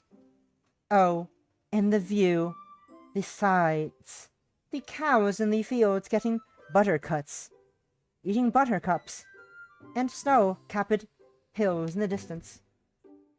Lizotti sighed. It was a deep sigh filled with unrealized longing. She sounded so earnest and sincere, Lorina felt something tremble inside her own breast. This jam is delicious. Thank you for bringing it to me. The cook did a wonderful job. The cook didn't make it. Oh, then who did? It was Taohua. Oh, it was Taohua, the peculiar parlor maid. That's right. That's right. How curious! I didn't know she could cook. She doesn't look like the kind who would like to get her hands dirty. No, I suppose she doesn't. She's awfully aloof, I think, but I suppose she's not so bad deep down. You don't mind that she's made that jam? Of course not. Why should I mind? She did a wonderful job. My mother could not have done better, I think. Oh, okay. Lizotti looked at Effie with large, pleading eyes and held her hand together in front of her in prayer. Please, miss. Please, miss. Can I have some s'mores? Some more s'mores?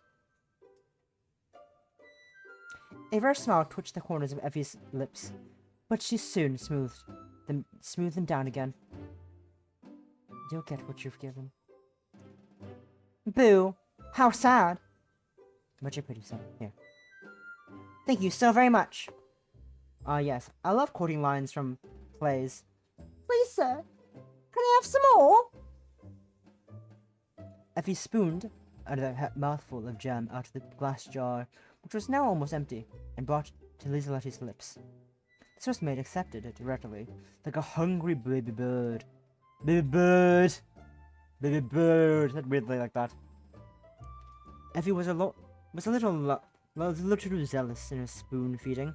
When she drew the wooden utensil away, a small spot of black purple jam remained in Lizelotti's cheek.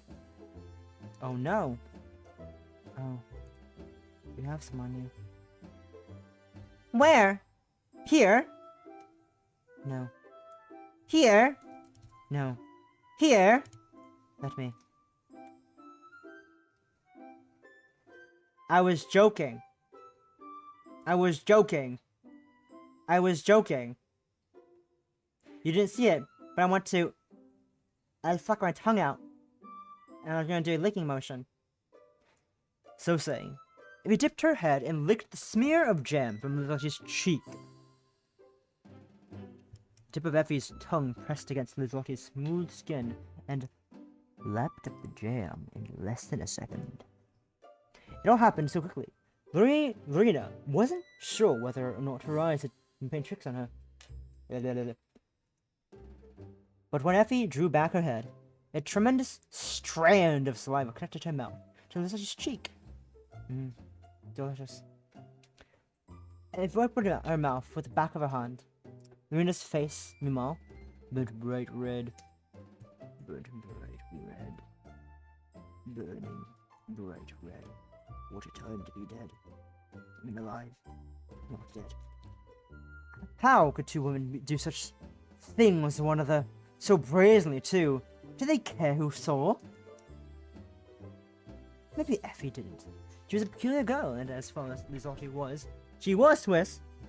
The Swiss girls have different notions about acceptable boundaries between female friends. They're fucking. Either way, it didn't particularly matter. Ada was fast asleep, breathing cracked and hissed, as it always was, and Pauline and Isabel, despite being sick, were nowhere to be seen. Oh, Effie, I thought you did not like sweets. I don't. But I do. Care for you. Oh, Effie! Lizelotti ducked her head and giggled again. Her face was flushed. Lorina wondered why. Maybe they liked one another. Maybe they did more than like one another. That would explain the licking. There were a couple of things, however, I didn't explain. When did Taohua give you that jam? A couple hours ago. Show me in the hall. Why? Effie shrugged. She said it was a present. Really? Personally, however, I think it was a bribe. A bribe? For silence. Well, at least you're appreciating the jam more than Lady Constance. Why had she told Lady Constance she had made the jam anyway? It'd have been incredibly foolish of her. Lorina sighed heavily. Oh, Lori, why do you look so sad? It's nothing. I was just thinking. About Taohua? No, turned her head. She could feel her face heating up again, as it always did when she thought about the parlour maid. The fire didn't smell of the blackberry jam. It wasn't helping either. I was just wondering, well, can I ask you for some advice? You can ask me anything. But as Pauline said, I am a dumb blonde. But then my answer is not so. Right, well. Lorina dipped her head. She fiddled it actually with her fingers. Do you know how I could get closer to Taohua? Closer? Lizeloti blinked curiously. Her eyes, Lorina certainly noticed, were very large and very blue. But you're already close to her, are you not?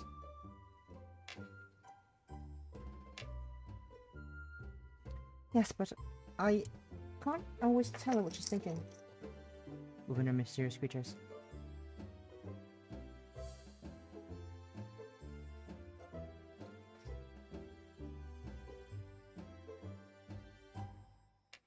You're also a woman. You're also a woman. No. What do you mean, no? Like I said, I'm a vampire. Can vampires not be women? Who knows? Mina grinned inwardly. Groaned inwardly. Well, women or not, you have the mysterious part down perfectly. Thank you.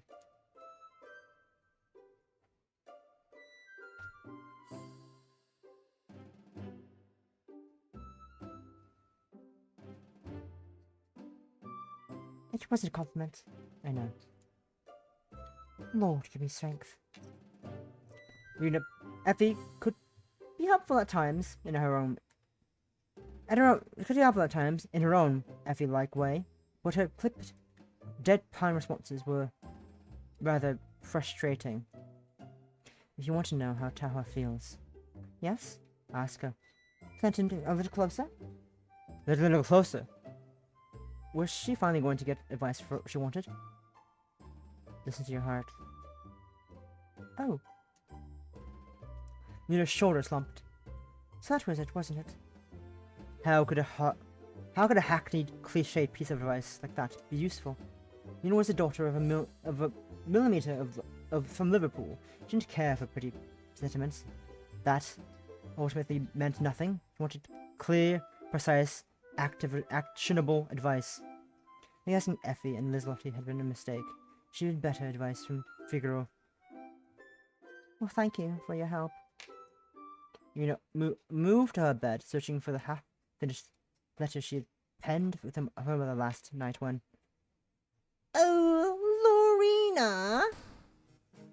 And where have you been? Where have you two been? Oh, around. I thought you were sick. We got better. I can see that. I was talking to one of the valets, you see. Of course you were. Ah, yes. Pauline and Isabel would have been talking with valets. They were always trying to flirt. Even when they were on the job. And I happened to hear the most interesting rumor. What? Apparently, Constance had been in the foul mood all day, and her temper got even worse when you visited her. Now, Pauline's lips curled into a cruel, thin smile with the blade of a scimitar. I wonder what that was. Why that was? She's in a bad mood because she's ill, like you're supposed to be. That's what you say, But I don't... What would that be all surprising if she was in bad mood because she saw you? Pauline, you're being too cruel. Enough, Lottie. I wanted your opinion. If I wanted your opinion, I asked for it. You should learn to hold your tongue. Especially when you can't truly speak your language. I thought I had improved my English like a bit. I thought I had improved my English a little, at least. If you have, it really is a little now. Lorina, What exactly did you do to Lady Constance? You flatter me. I don't hold influence over her mood. I mean about as much to her as an aunt to her. my, how peculiar! I often feel in a bad mood when I see you too, and I'm a grown woman. Lady Constance is only a young child. I can't imagine that effect your presence would have on him. Well, I must say Lady Constance is very fortunate that you and Isabel care about her so much. If you're truly that concerned about her, why don't you tend her in my stead? You both seem to be recovering nicely.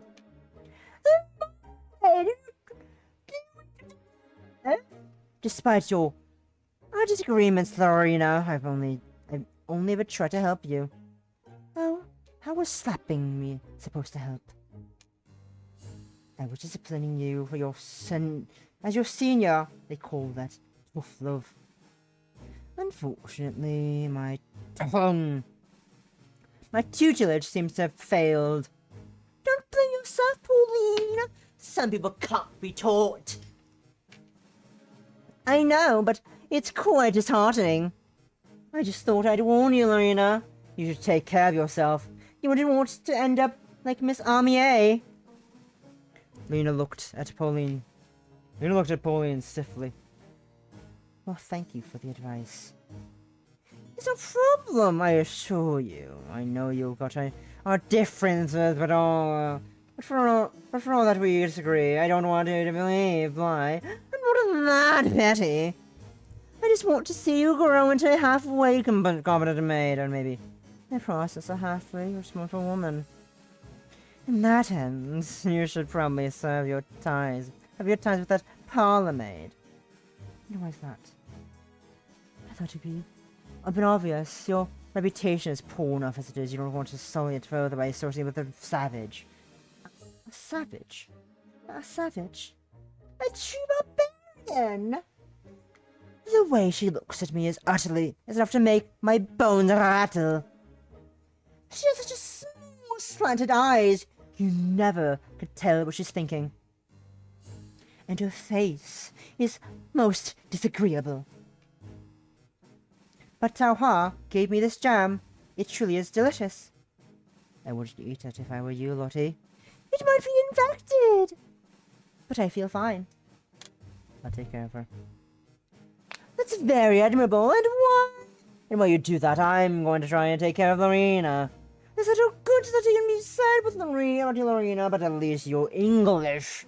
Don't start learning her ways, or there really can't be salvaging you. There's a limit to how much goodness I can do. Ugh. Ningen. That's what Pauline said. Can you credit it? Oh. Oh. Is that all?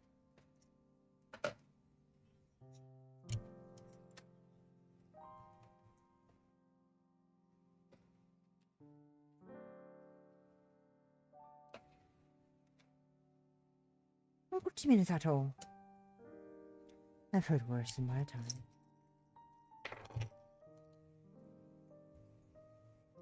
But how could you be so cruel? It's quite simple. Human beings are cruel creatures. Take Lady Constance, for example. I could hardly believe it when she threw that port across the room.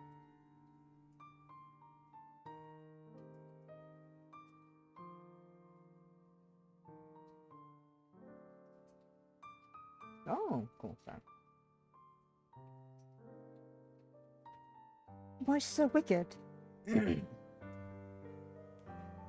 Because she's never been taught to think about anybody other than herself. Her selfish little self. The Leonard family is so wealthy. She doesn't need to. I could never throw good food like that away. My mother would hit me with a slipper. Your mother, I fear, is rather different than Lady Leonard. Yes, she is. At least, she has sense. Taohua giggled beneath her breath.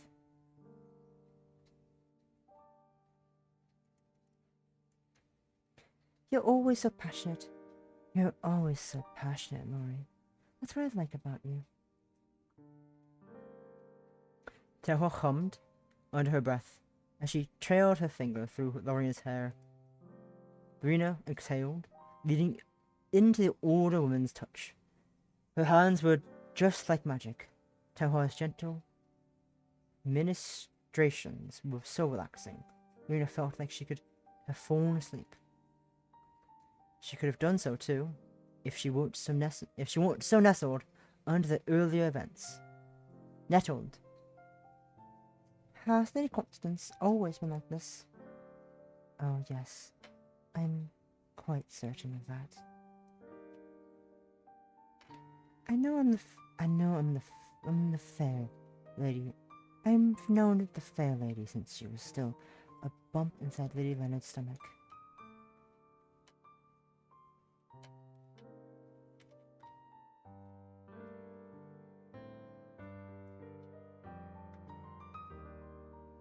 Sorry, two things. She's been spoiled rotten for her whole life, and she believes she can get her own way if she stamps her foot loudly enough and complains.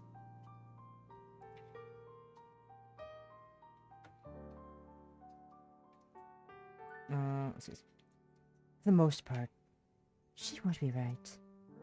She would never, ever eat anything prepared by my hands. Not willingly.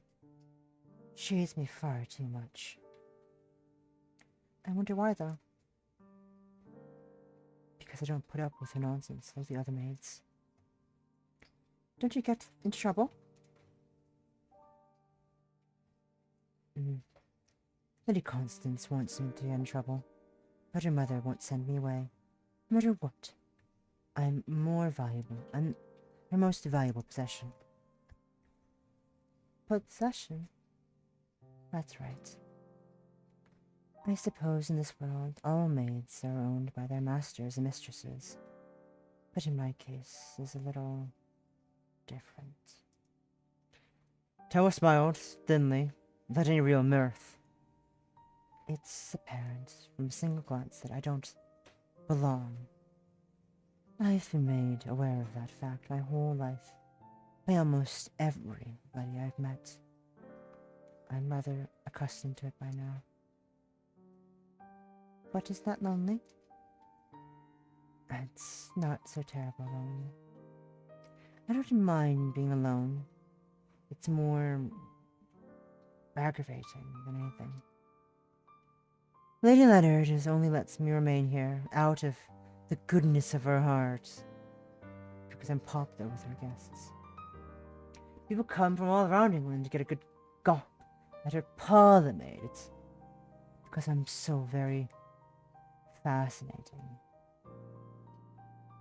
I imagine they'd be rather disappointed if they knew I was born in England like the rest of them. Really? Truly. I was born in Brixton. Which Brixton? The one in London. Then you... Wait a minute. I'm confused. What do you look like? Like you do? Don't worry about it too much, little Lori. I wouldn't want to get you. I wouldn't want to get you a headache. But you don't look like you were born in London. That's not slightest. I know, but looks can be deceiving. Not that I'm intentionally trying to deceive anyone, but I suppose it's inevitable, given my appearance. I could thank my father for that. Sometimes I get rather tired of being treated as a living enigma, when I'm not so different to everyone else. Lady Leonard's guests never talk to me, but about me. They're very excitable, and very excitably at that. Maybe they think I'm too ignorant to understand what they're saying. Sometimes I wonder if they think I can speak English, though in truth, I can't speak anything but. Lady Leonard really keeps me here because I look unusual. It's not because she thinks I'm particularly talented or intelligent or good at my job. I'm just a diverting amusement. This squared with what Emily had told Lorina, but she still couldn't accept it. Rather, I can't stand it. The way that Lady Constance spoke about you was so hateful. Yes, that's it exactly. This hateful girl doesn't know how to do anything other than hate. That's how she acts. That's what I've known. That's what I've grown to expect. She's not the only one. I've heard what the other servants whisper about me, and the people in Ellesmere. That's probably what Lady Leonard wants. She enjoys the attention. But it all seems so silly. What does? If you hate Bly so much, why are you working here? You're starting to sound like Emily. Well, good. I think she raised some valid points. You could sell your violin. It would give you the means to do anything you want. You go anywhere you want. You can go anywhere you want. Memories of those stories her father had read her came to Lorina's mind. The Arabian Nights, Gulliver's Travels, Don Quixote. They were fantastic stories, filled with adventure. You knew things in real life rather worked out than they did in books, but she doubted Taohua would encounter any magical lamps so teeny tiny. The Lilliputians on her travels. That was out of the question. But if Taohua did travel, maybe she could be happy. No matter what Taohua said, Lorina was sure of one thing. She wasn't happy here. Why then? Didn't she leave? Was her violin more precious to her than her freedom? Why don't you go? See, we're outside these walls. I know you could. Lorina was growing quite excited about her own suggestion. You've told me about how you hate serving Lady Leonard's guests, and I know you hate Lady Constance. You've hated so much, why don't you quit? Why don't you? Why don't I indeed? I wonder. Perhaps it wouldn't be such a poor idea.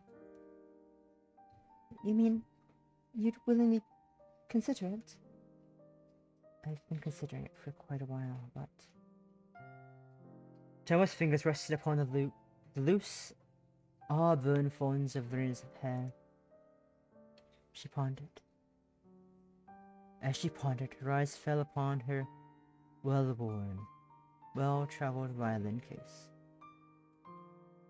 Almost as though they were drawn there.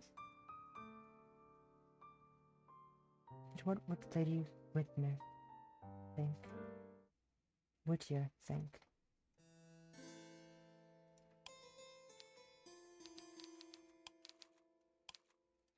And with that depressing and existential note, that is it for today.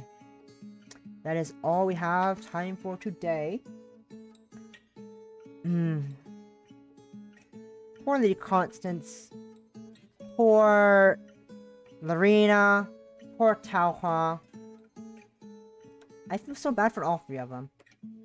Thank you for stopping. Thank you for tuning in. I can't speak. Thank you for tuning in. Excuse me. I feel so bad for all three of them. They just want to be happy. Constance is scared of has abandonment issues, kind of, in a way, but she's scared of commitment. She's scared of being close to people because she's scared that her mother will send them away when she lets her guard down, and that's sad. Lorina's sad because, you know. And then there's Taohua.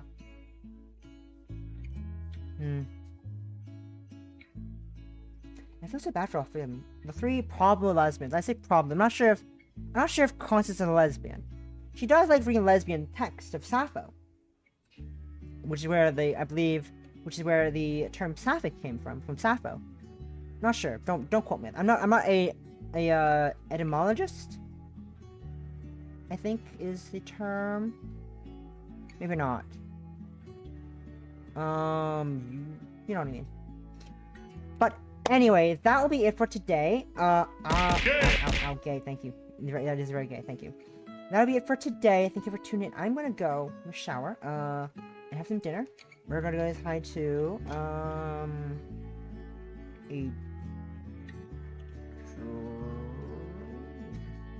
Where are you? Where are you? Where are you? I don't know where you are. I don't know where you are. A rodent. Well, we can't do rodents. I don't remember what animals they are. No ad, shut up, no ad. I've rated them before. They're playing Mario Kart. They're playing Mario Kart. I missed what playing Mario Kart right now with, I think, their community. I'm not sure. I can't tell. Yes, community Mario Kart.